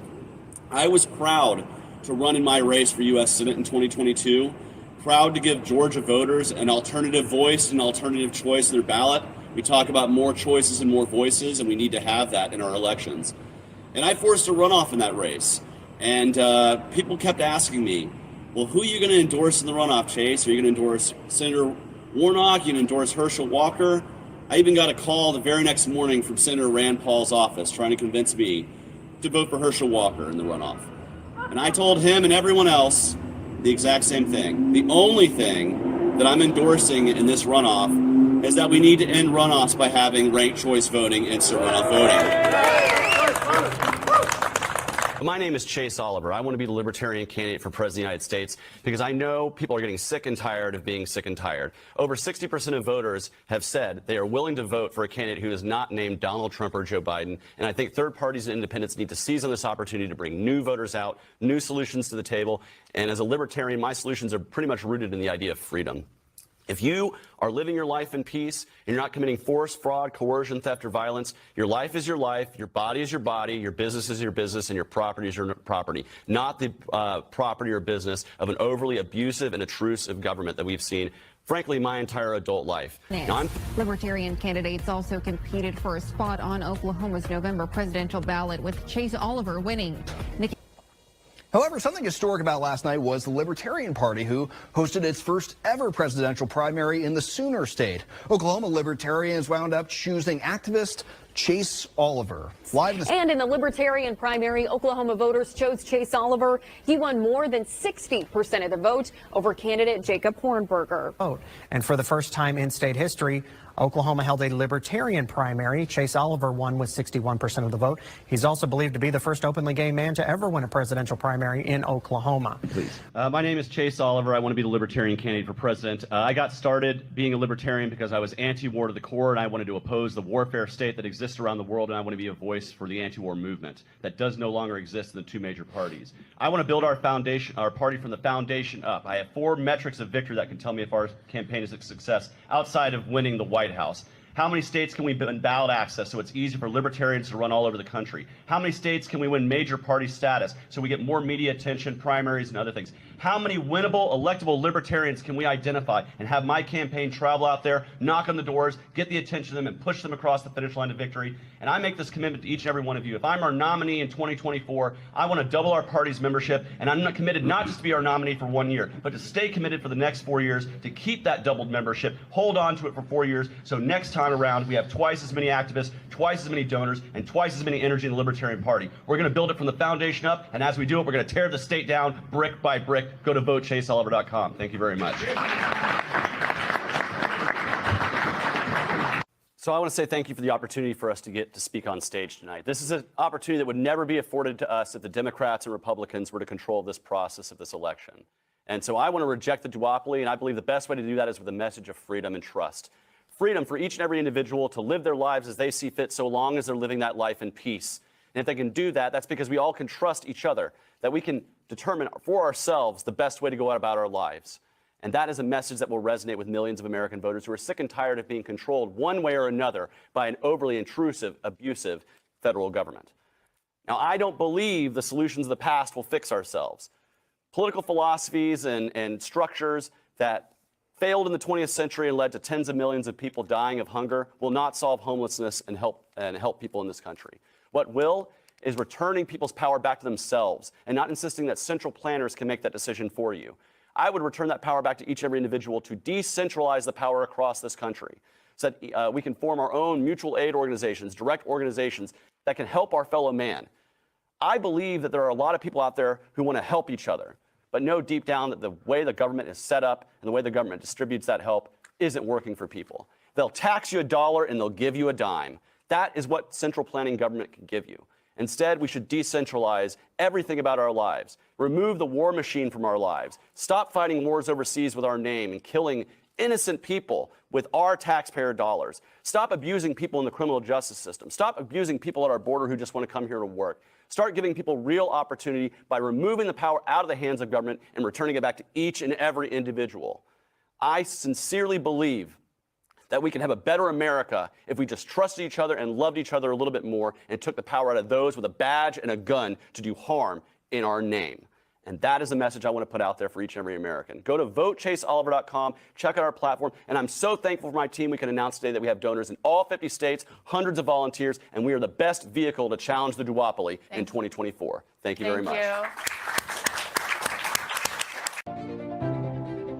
We have 20th century politicians who have been running the 21st century mechanisms of government for my entire adult life, and it's time for that to stop. And the people are getting tired of it. Rise up, because we will not be silenced. Instead of just talking about liberty, we go across the country, reaching out to activists to show what liberty in action actually looks like. That's the kind of campaign for president we're running. One that shows us the positive, aspirational message of liberty that voters can connect with. All people are free. They have inherent freedom and liberty. We support liberty 100% unfiltered all the time. I've gotten tear gas in the streets while I protest for justice reform. My generation is the generation that got sent to fight the war on terror. My generation is the generation that had the entire real estate market fall out from underneath us right as we were getting started. It's my generation that is right now trying to raise families all over the country with massive runaway inflation. This is not a left versus right issue. This is a right versus wrong issue. The Chase Oliver President campaign will be pulling no punches. We'll be putting a bold message of liberty forward that voters can identify with. We'll be exposing the two-party system for who they are. Are you actually reading the bills, or are you just taking Chuck Schumer's word for it when you vote on these things?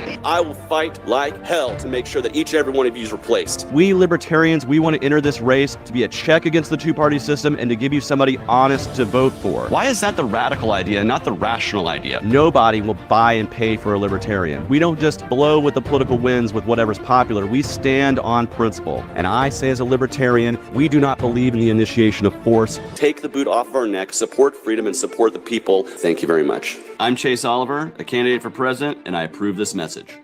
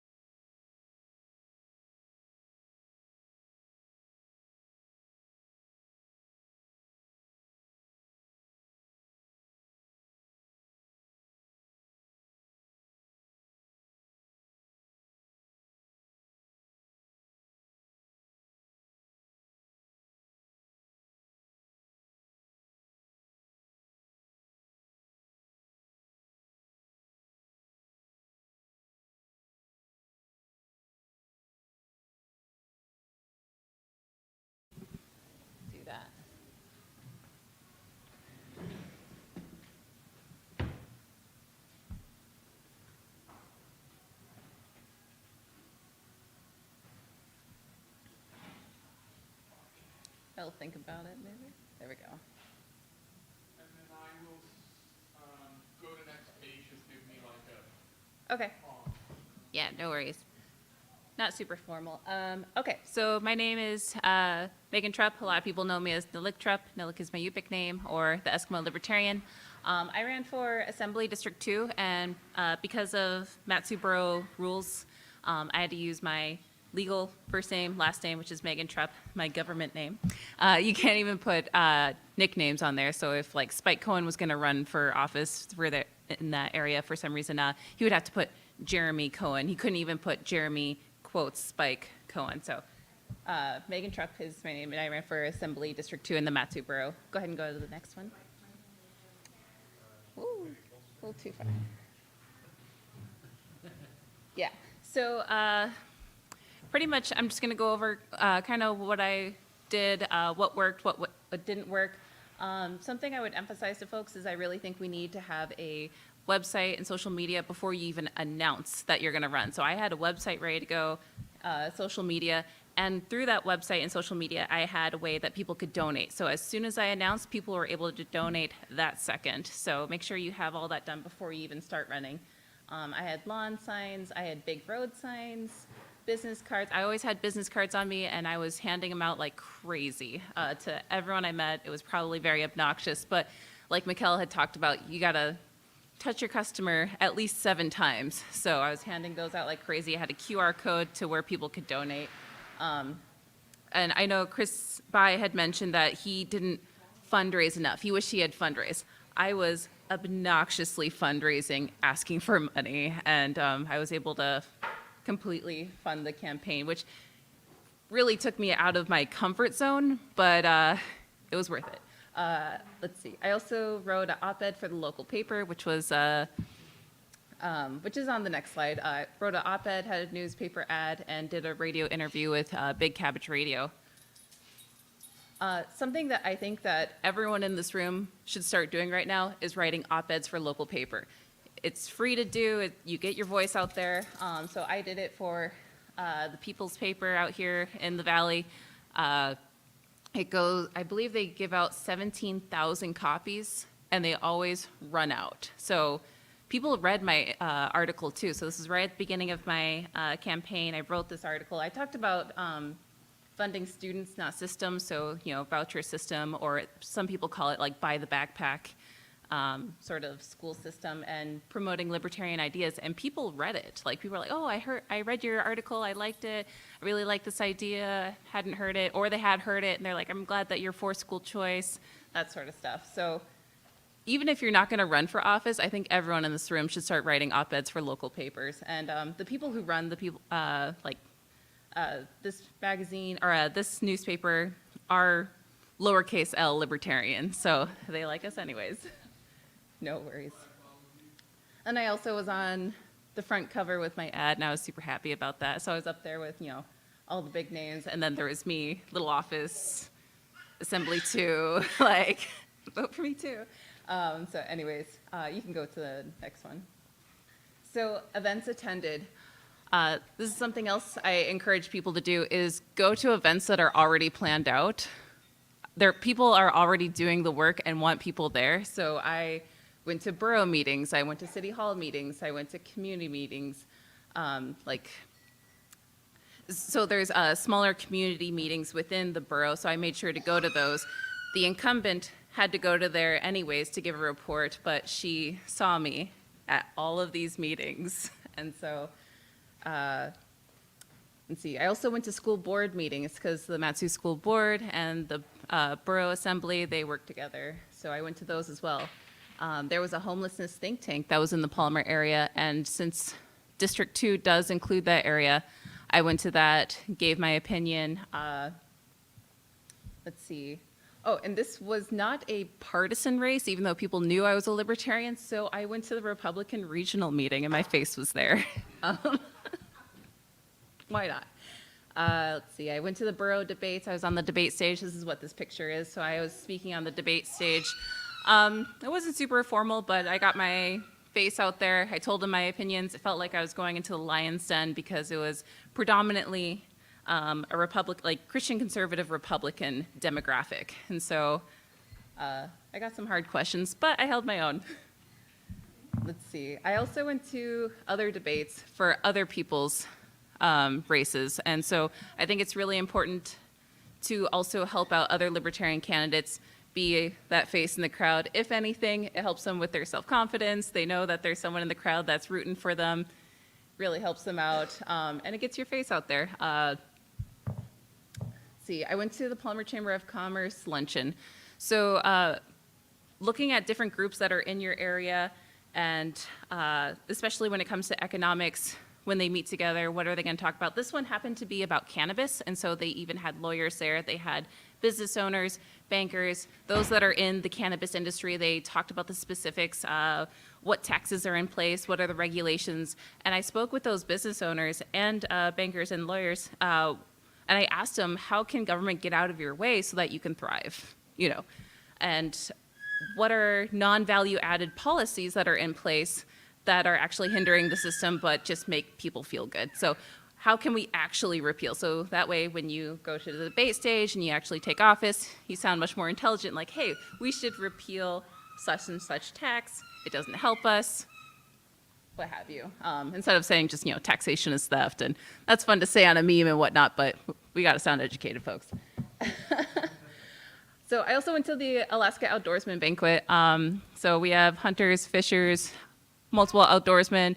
They have issues too that they want to address, and so talking to those folks. And also the Alaska Outdoorsman Banquet endorses bigger offices, so like representative, senator, that sort of stuff. So those are important to go to, getting your face, getting involved. And also I believe in their message, and my husband and I donate to them, and they do really good work. They were actually very important in the Sturgeon versus Frost Supreme Court ruling, where it helped bring back Alaskan land. So pretty much John Sturgeon was using a hovercraft on the rivers going from state land to state land. However, submerged land was considered federal land, and so for federal regulations, he couldn't be on the hovercraft. And so they were trying to charge him with, you know, using federal laws. So using the Sturgeon versus Frost, Alaska is able to sue the federal government to bring back the land to state regulations if it's submerged. So, I mean, it's a step in the right direction. It's something that we can definitely push forward so that we can add more state land, because over 61% of the state is federal land. Now we can sue and get all the submerged land, so rivers, lakes, what have you. So clarification there. And then I also went to other libertarian candidate events, so fundraisers, debates, meet and greets, that sort of stuff. So these were my events, which is a much shorter list, but I did my own meet and greets. I didn't find them to be very helpful personally. I know Chris Bai had mentioned that he wished he had done more. I guess it depends on the office, really. It didn't help me as much. It really helped me going to other people's events because there was already a crowd, it was already advertised, and there was, granted, it was me and a couple of people on my campaign team. So I also did a lot of sign waving, so that's us out on the side of the road there, sign waving. That was a lot of fun. I had one volunteer in particular, his name is Cole, he was out there with the sign, doing the whole air guitar, like being silly. I mean, props to that guy. He really got people's attention because, you know, there's a lot of folks, they have the sign, they're waving, and I was trying to look professional. No, he was out there doing dances, flipping the sign around, and it worked. So, yeah. Your meet and greets, did it not help you refine your talking points and be more fluid in the presentation of your ideas? It didn't work in that no one showed up.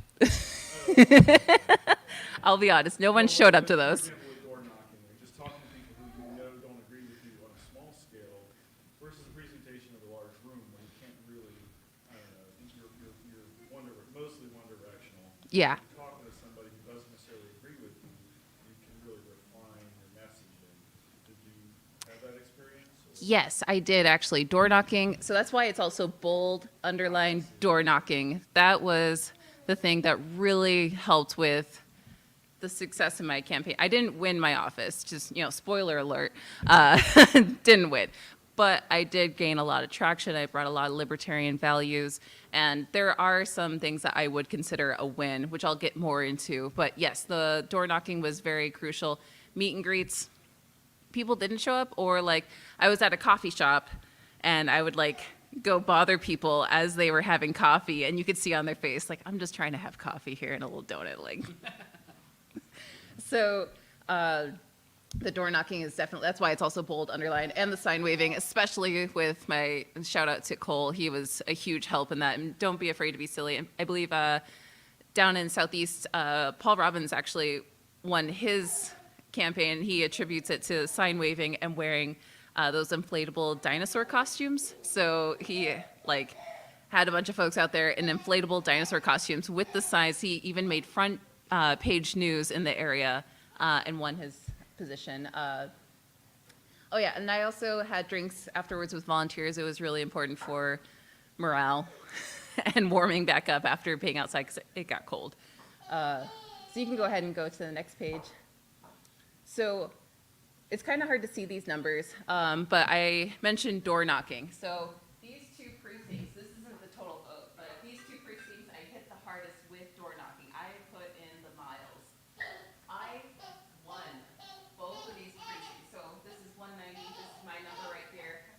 Second place would be Stephanie Mowers. Stephanie Mowers was the incumbent. She got 171. So I beat her in this precinct, and this one, I got 236.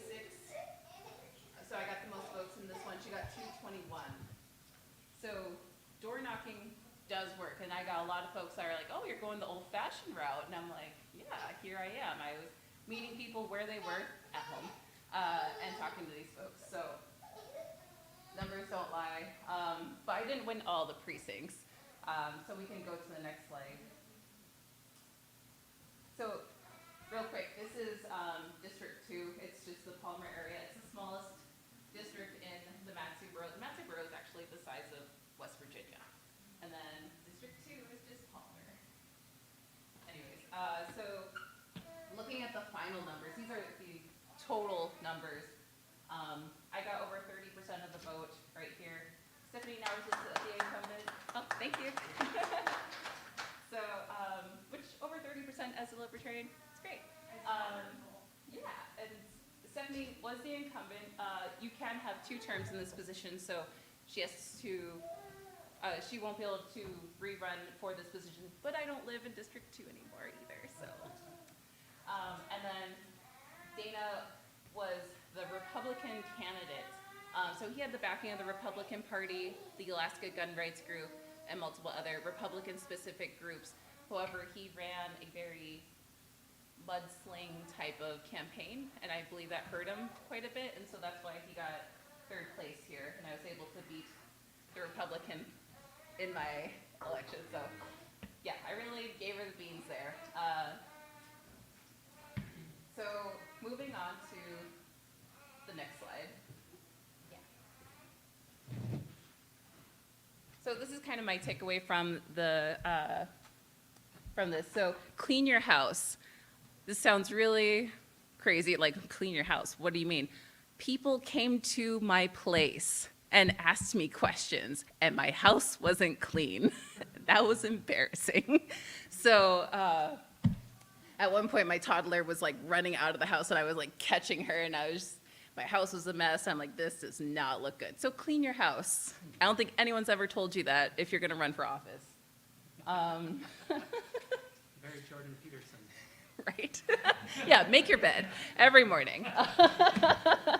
It works. No, and then know what's on the ballot. So there was Proposition 1 that was on the state ballot. People knew about that. So when people asked me about Proposition 1, I was answering to that one. I didn't know that the borough had a Proposition 1 as well. I did not look smart on the debate stage when it came to that one. So know everything that is on the ballot, even the local stuff. So yeah, because they asked me, well, what's your view on Proposition number 1? And I started answering. They're like, no, the borough one. And I was like,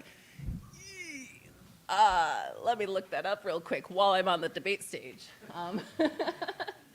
So, moving on, keeping it positive. So, oh, not from the slides, but yeah, keeping it positive. So, I had a very positive campaign. I only talked about what I wanted to implement as a libertarian, how other folks can help out. I didn't talk about my opponents at all. I didn't talk about the incumbent. I talked about looking forward. So the Arctic Winter Games just happened, and that was like one of the things that people were concerned about. I talked about the mill rate, how taxes are increasing on property, even though they slightly reduced the mill rate, but the assessment of house values skyrocketed, so you're still paying more in taxes. So I talked about my campaign. I didn't mudsling at all. I really think that's what helped Dana. I mean, he had the backing of the Republican Party and was being endorsed, and other people were posting about him, endorsing him, and he still got third place. So it really goes to show that people don't like the mudslinging.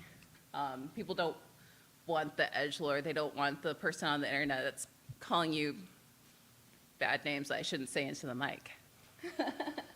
So yeah, don't underestimate door knocking. Like I said, the 2 precincts I hit the hardest with door knocking, I won those precincts. So door knocking does work. Also, thank your volunteers and donors.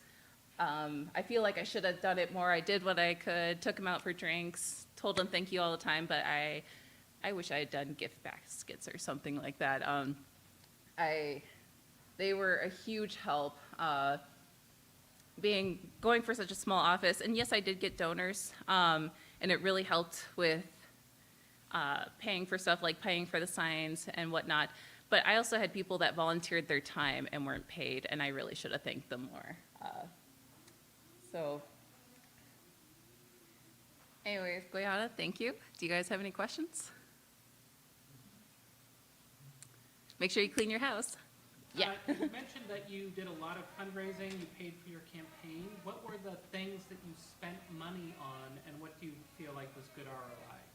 Yeah, so the big things I spent money on was literature. So the ad in the paper, the business cards, the rack cards, the big signs on the side of the highway, all of my literature was paid for. And having those rack cards and those business cards were huge because I was doing a bunch of door knocking, and if someone wasn't there, I gave them a business card and a rack card, and I hit so many houses. Oh my God. Wore holes in my shoes type of thing. And like I said, door knocking worked. But for the folks that weren't there, which there were a lot, I left my business card and rack card, and it worked. So that is, yeah, that's what I spent my money on. Yeah. Yeah, I was just going to point out, I ordered all my business cards before COVID, and they had my photo on. And so when I went to a door and they had one of those ring things where you know, they look to see who's coming, I could hold the business card up. That's what it, yeah. And because I had a mask on. Oh, okay. COVID, right? So I had to wear a mask everywhere I went, but I could hold that ring thing up. So this is who I really am, you know, and then they would say, well, just leave your stuff. And I said, no, I was going door to door to get signatures. I said, no, I need to talk to you in person because I need your signature. But yeah, I think it really helps to have those business cards handy and to hand them out everywhere you go. Yeah, mine were full color, double-sided. I had my picture on them, had a QR code to my website, like pulled all stops for making them all fancy. Yes. Every time you go to the grocery store, you hand out cards. Every event I went to, debate, fundraiser, everything, even people that weren't in my district, but I wanted money, so fundraising and whatnot. So I was just handing out stuff like crazy. So that's where all my money went. So, any other questions? Yeah. You were door knocking, that you were in the district with Palmer. I know that a lot of people work for, say, the courthouse or just government in general in the area, or police department, corrections. How did you address those people? Just sorry to say those people, but. I didn't encounter as many like government workers as you may think. I encountered a lot of slope workers, a lot of small business owners.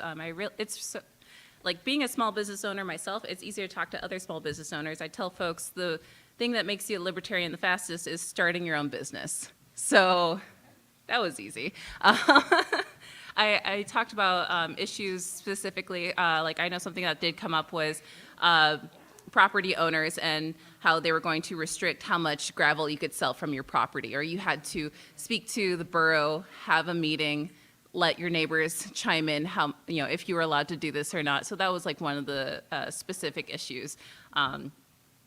So property owners and small business owners were mainly who I talked to. There was no people that were, I'm just saying, if you did encounter any of them, because I would assume that most of, I can't remember her name, the lady incumbent, I would assume that those are most of the people who voted for her. That's my assumption, because Oh yeah, her neighborhood, she won by a landslide. When it came to, there were a couple of people that did work for the government that, or they had been in office, what have you. My experience has been that they know just how bad it is. So it was easy to talk to them as well. So I didn't encounter too much resistance when I was talking to folks. Also, I got a big caricature smile and super bubbly, and like when people are talking to my face, no one said anything really too bad. Online I got stuff, but yeah. Any other questions? Awesome. Well, thanks so much. That was my after action report. Mainly want to get the word out to clean your house because people will visit you. No one is saying that. No one warned me. So that is not in the near future. So I have a new baby, and so I would like to enjoy these first couple of years. I'm done having kids, so maybe like once we get past that stage, I have considered trying again. I don't live in District 2 now, so we just recently moved. So we'll see. I am helping out with campaigns now, so I'm more behind the scenes right now because it allows me to stay home and be with my kids. But yeah, we'll see if I'll try and go. I told my husband if I did win office, the first thing I'm going to do is ask for a recount. Because that was it. I was very far out of my comfort zone. I definitely do want to make a difference, but I am enjoying being behind the scenes now, so we'll see. Yeah? Thanks. And, oh, thanks. I appreciate it. Sweet. Well, moving right along. And thanks for joining us, Mr. Eastman. Here. So in terms of a chair report, I really don't have much to say. I do want to put out there. So as most folks know, I wasn't the original chair that was elected 2 years ago at the last convention. So we did elect Alex Coker to be our chair.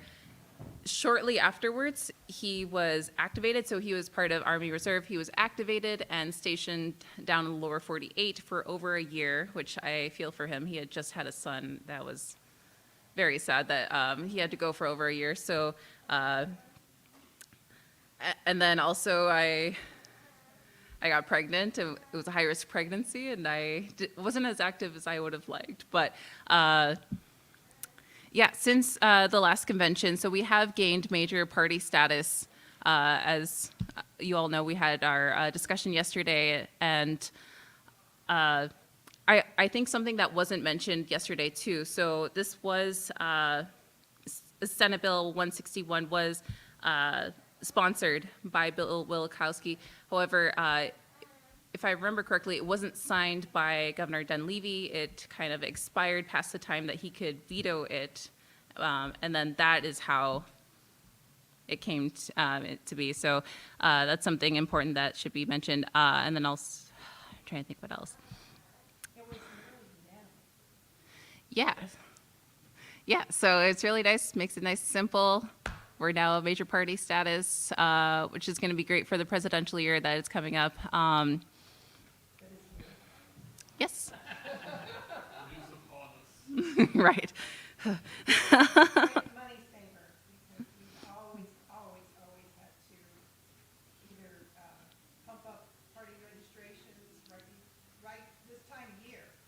We always had to pump up registrations in Alaska, and we always had to, or we had to petition to be on the ballot, which is what happened in 2020. Is we had to petition to be on the ballot because we lost our ballot access status because of the 3% rule. Yeah, so having that moving target was not fun to go after. So having such a hard line, and also we do have over 5,000. I believe we're just under 6,000 registered voters in the Libertarian Party last I checked. Is it over the 6 now? This was like a couple months ago when I looked.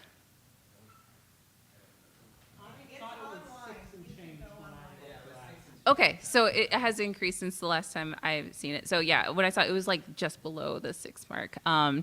So keeping above the 5,000 is going to be very important. People are going to be taking a look again at their voter registration. So encouraging folks to stay registered with the Libertarian Party so we don't dip below that 5,000, encouraging more folks so that we are well past it and have a nice, good buffer. I know it can be difficult with libertarians by nature don't want to be associated with the Libertarian Party, it seems like, or, being associated with the party, it's almost libertarian nature not to be, which is kind of the thing that I've run into, at least when I talked with folks about registering, or people want to put I'm a lowercase l, not the uppercase L. Because he was registered as nonpartisan, that he did indeed vote for Gary Johnson, he did indeed, apparently from what he said, we don't check, voted for Joe Jorgensen. So, it'd be important for people to know that we still need to keep those party registrations. So people that are voted as, now we're not punished for being nonpartisan, we're not punished for being libertarian anymore. We can go to the polls, we can vote in the primary. Before, we could only vote in one primary, we could only vote in the Democrat primary, because we were third party. And I wanted to mention, I got a lot more votes. I got a lot of votes in the Democrat primary from the AIP people because they had to vote in the Democrat primary and they couldn't vote for a Republican. So it kind of is a much better situation for people to register libertarian because they're no longer going to be punished for being libertarian when it comes to going to polls. Right, and that's what I've been telling folks too. With that hard 5,000 that we have to stay above, encouraging folks with that, and so having people want to see that you are winning. So being like, hey, we have major party status. To keep that major party status, we need people registered with the Libertarian Party, and so that's why I tell folks. And then also, yes, the ranked choice voting, having the open primaries, not being punished with being part of the Libertarian Party is what I found is to be most successful when I talk with folks. Kind of lost my train of thought here, but I was voted in as vice chair, and I was kind of flying blind here. I had a lot of help with folks, especially with Nicholas and with Paul Robbins at first. When it came to Robert's Rules of Order, I had to take over some of the chair duties as our voted-in chair was activated and had to go down to California. There was also a lot of conflict when it came to, I believe it's the Hatch Act, that restricts military folks, especially when they're active duty, on some of the issues, speaking about issues. So as vice chair, having to step into that position, I think I'm now officially at the part where I'm not quite at Robert's Rules of Order. I'm at the Bob's Rules of Order. So there was definitely some improvement there. Again, stepping up to the plate was quite difficult. And then a couple of weeks ago, the board has promoted me or assigned me as the chair, however you see it.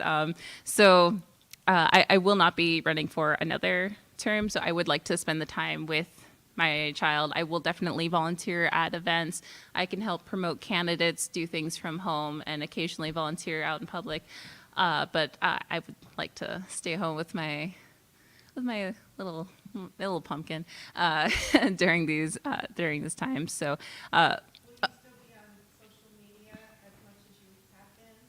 Yes, I believe that will be. There are times that I want to log off and delete my page. I want to pull my hair out, and it feels like I'm not making a difference. And then someone reaches out like, "Hey, I'd never heard about libertarianism, and I saw your page," and I was like, "Okay, we're making progress here." I will continue to do stuff on social media as we go into the presidential election and other elections that are coming up. I will be focusing on candidates, what have you. I don't focus on out-of-state candidates, except for obviously the presidential election. That's how I started out, actually, is doing Joe Jorgensen memes. And that's when I joined the Libertarian Party, was like that presidential year. It was kind of like, oh man, these are our choices. And then I knew I was a lowercase L libertarian. I didn't know there was a Libertarian Party. And so that's when I joined the Libertarian Party. So I'll still be on social media. And hopefully, who knows, maybe like 10 or so years down the line, I can revisit possibly doing more parliamentarian sort of work for the Libertarian Party. This is a very important position, I feel, that helps keep us legitimate, first off, and helps make sure that we're connected to the National Party. And but I can't give the time and respect that this position deserves. And I believe when it comes to the Libertarian Party and movement, I can help in other aspects, not necessarily in this one.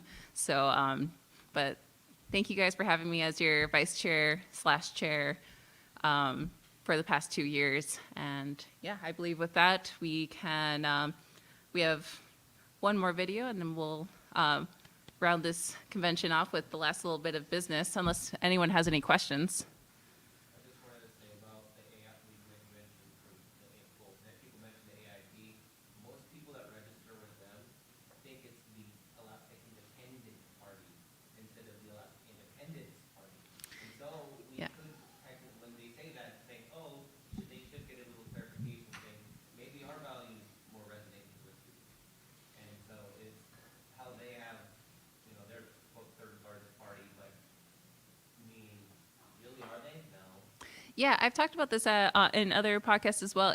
Utah had a Utah Independence Party, and people thought they were registering as independent, and then they had a candidate who came forward who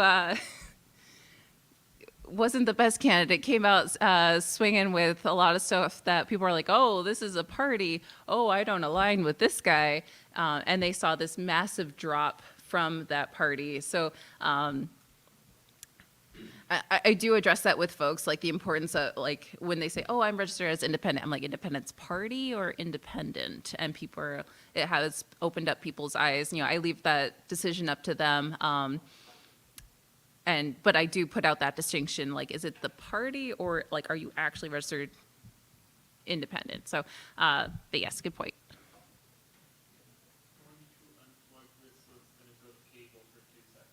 Okay. So I just looked up the numbers, and the party is currently at a healthy 6,654. Oh, that is like much more. Thank you. Okay. Awesome. That is like 1,000 more than when I first.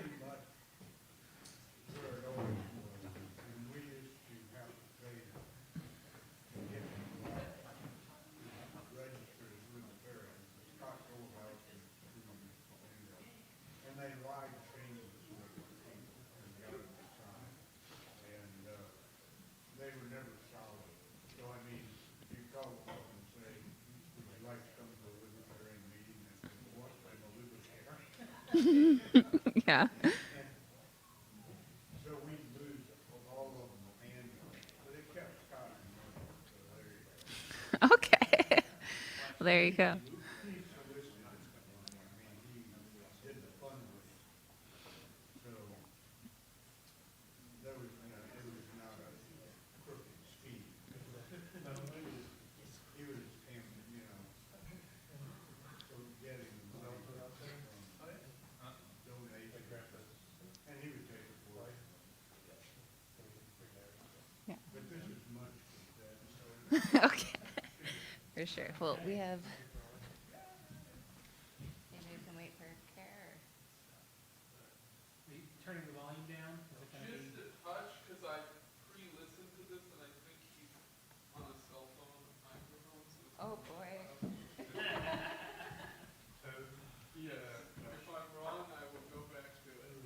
Sup, LP Alaska. I didn't know there was an LP Alaska. I'm not even convinced that Alaska exists. I don't even know what it is or where it is. I'm Toad. I'm running for president, obviously. You know who I am. I'm from the Tower Gang podcast, the most offensive podcast on earth, and I'm running the most offensive campaign on earth. So this campaign, we're talking about memeing the bad guys until they cry. We're going to meme them until they cry all day, online, on social media, on Twitter. We're going to throw governors in Gitmo, governors to Gitmo, all the governors that implemented the COVID lockdowns, the worst violation of liberty in our lives. Throw them all in Guantanamo Bay, unironically. They deserve to be held accountable. We're going to free all the January 6ers. They did nothing wrong. And in fact, they are patriots, and they were expressing their displeasure with the COVID lockdowns and with what the federal government is doing. They walked into a public building. Free them all. Free those guys. And in addition, make January 6th a national holiday. Do it. We're also going to end all foreign aid, all foreign wars, stop supporting Ukraine, stop supporting Israel, and as a member of the Emo Caucus, in addition to that, tear gas the country of Israel, make them cry. We're talking about making everybody cry, do it. And as far as Ukraine is concerned, stop all foreign aid, cry me a river about that. Cry me a river. I don't care. Do it. End the public education system, but in addition, promote emo listening for all these depressed teenagers to stop them from transing themselves. We don't want any of that to be happening, man. Be normal. Be like I was back when I was a depressed high school, depressed teenager. I didn't chop my dick off, man. I just listened to My Chemical Romance and just cried a little bit about it. That's what you got to do, man. We got to promote that. Be normal. Listen to emo. Cry a little bit. Don't trans yourselves. Don't ruin your lives. And unleash the cops. The homeless are too much of a problem at this point. I work in Boston. I get accosted for money by homeless people every single day. It is becoming beyond a ridiculous problem at this point. It's gotten so much worse in the last several years. It is ridiculous. People commuting into the city, normal people who work and are productive, should not have to run into that, should not have to face that situation. Unleash the cops, boot the homeless people out. Where are we going to put them? Who cares? I don't care. Kick them out. And in addition, use those same cops or other cops to enforce the border and stop all these people who are raping our young women from coming in, man, because this is a government program. They're flooding the country with low IQ voters, and a lot of these guys are... Trump was not even wrong about this. We see that this is going on. A lot of them are murdering and raping young women. Don't let them into the country, man. They have no place to go. They're uninvited. If these people are uninvited, they have no claim to this property. They have no... there's no reason why they should be on this property. They're uninvited. Just, yeah, stop it from happening. It's a huge problem. A lot of my opponents won't even admit that shit. So that's my campaign in a nutshell. I don't know if I forgot anything. Maybe I did, but it's all about emo. It's all about crying. I'm running from the Emo Caucus. You see I have black on my black shirt that's covered in my beard dandruff, which is also awesome. I'm like all of you guys, man. I'm in the Libertarian Party, so I'm a neck-bearded loser, just like all of you. It's just that I admit that. I admit that we're all a bunch of fucking losers, so we're not going to win anything. If you think we're going to win, you're delusional, man. I'm running a campaign where I freely admit that I know we're not going to win anything. This is all about messaging. It's all about getting that message out there. And I'm running it with zero funding. Zero funding. None. And I'm a skinhead, so white power as well.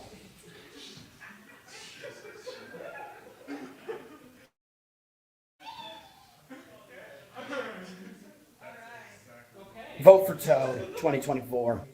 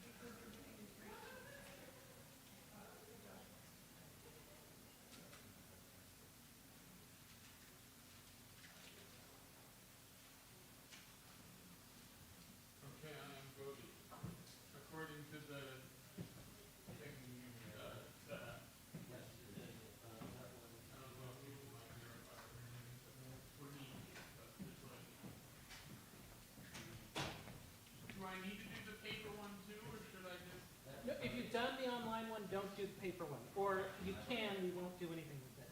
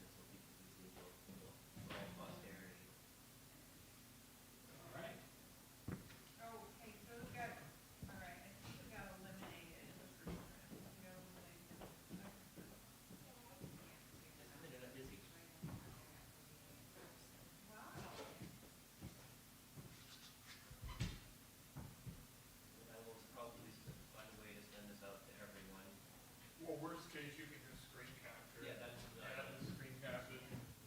So, all right, so who's the winner?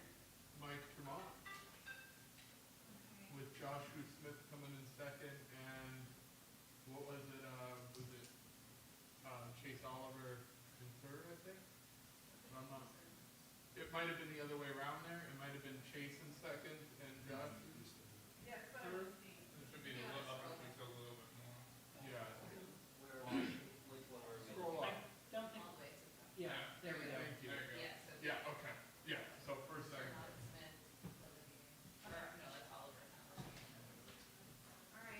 I struggled with that one like every time I said his name. Like whether it makes, I would be in the meetings and stuff and just constantly mispronouncing. Okay, so, first is Mike.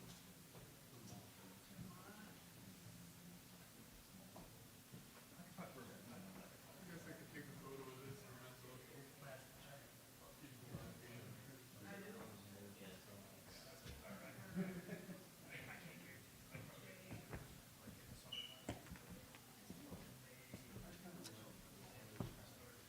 Yeah, I don't understand that one.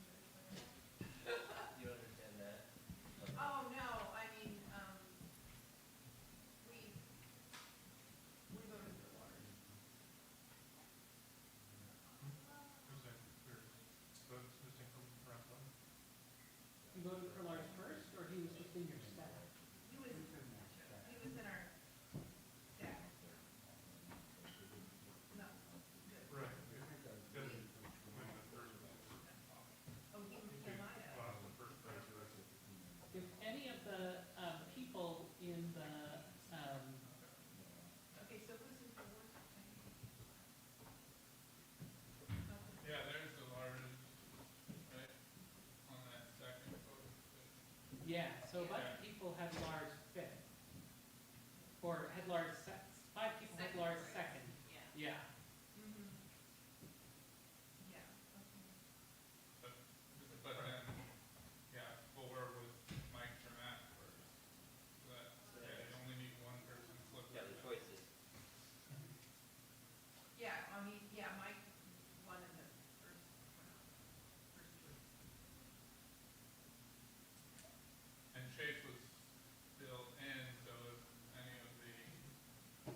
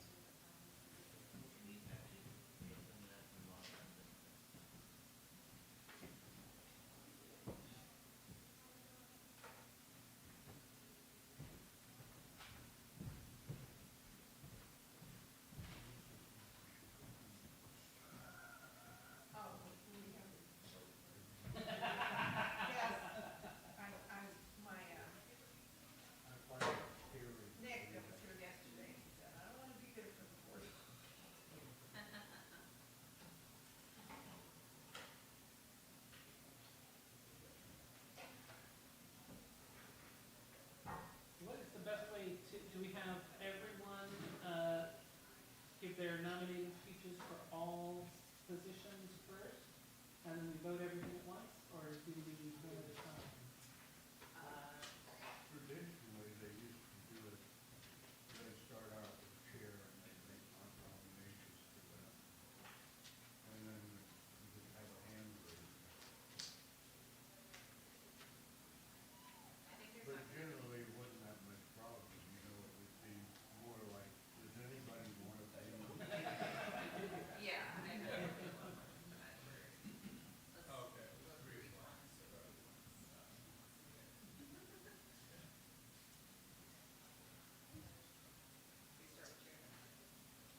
I sort of thought we should start the other way. Okay. Start at comms director and go up the chair. But, you know, I'm agnostic. If you think starting a chair is a better idea. Let's start with comms. Okay. Does anybody have a nomination for communications director? I will go ahead and nominate myself because I think that's what I'm doing now. So, as far as the speech for that, I'd say I think I understand what needs to be done as far as that stuff goes. We have a kind of rough road ahead of us as far as a lot of the social media side of that goes, because there's a lot of stuff that has to be rebuilt and sort of redone. But as far as like messaging and stuff like that, I think that's important to get sort of on under control. And I think that if we're doing more events, it's probably good to have somebody who can run stuff like this too. So that would be my pitch as far as that goes. Thank you. Okay.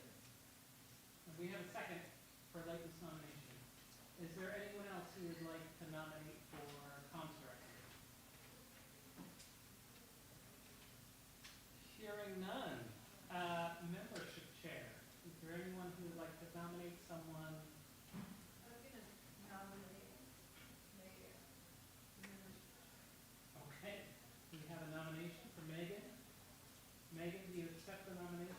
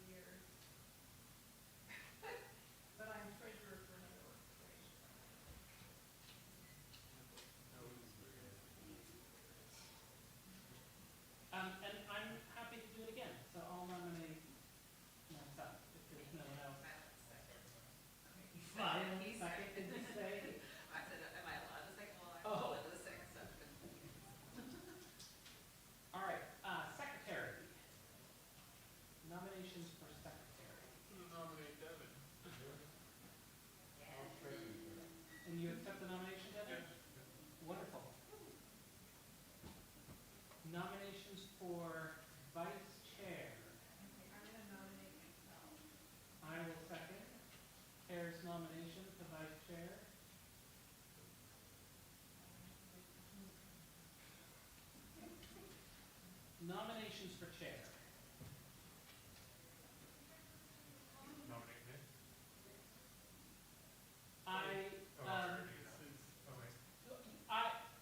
One person is allowed to hold multiple positions on the board, so it's not a violation of any rule. The one thing that I will say is that treasurer and chair are the two signers on the bank account. So it like feels a little icky to me to have those two things be the same person, but you know, I'm not running, just a little icky, yeah. But I don't run the party you do, so if you guys want me to be the treasurer and the chair, like, you can do that. I don't.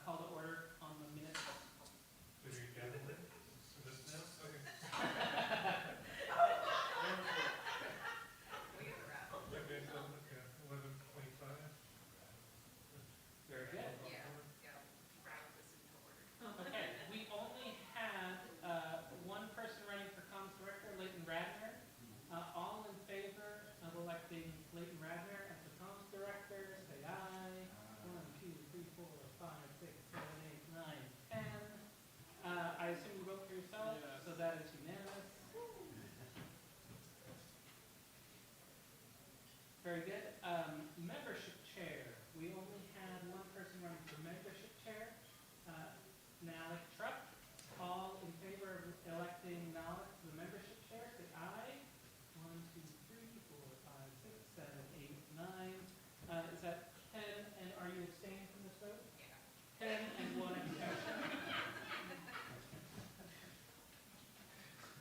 This is what happened with vice chair too.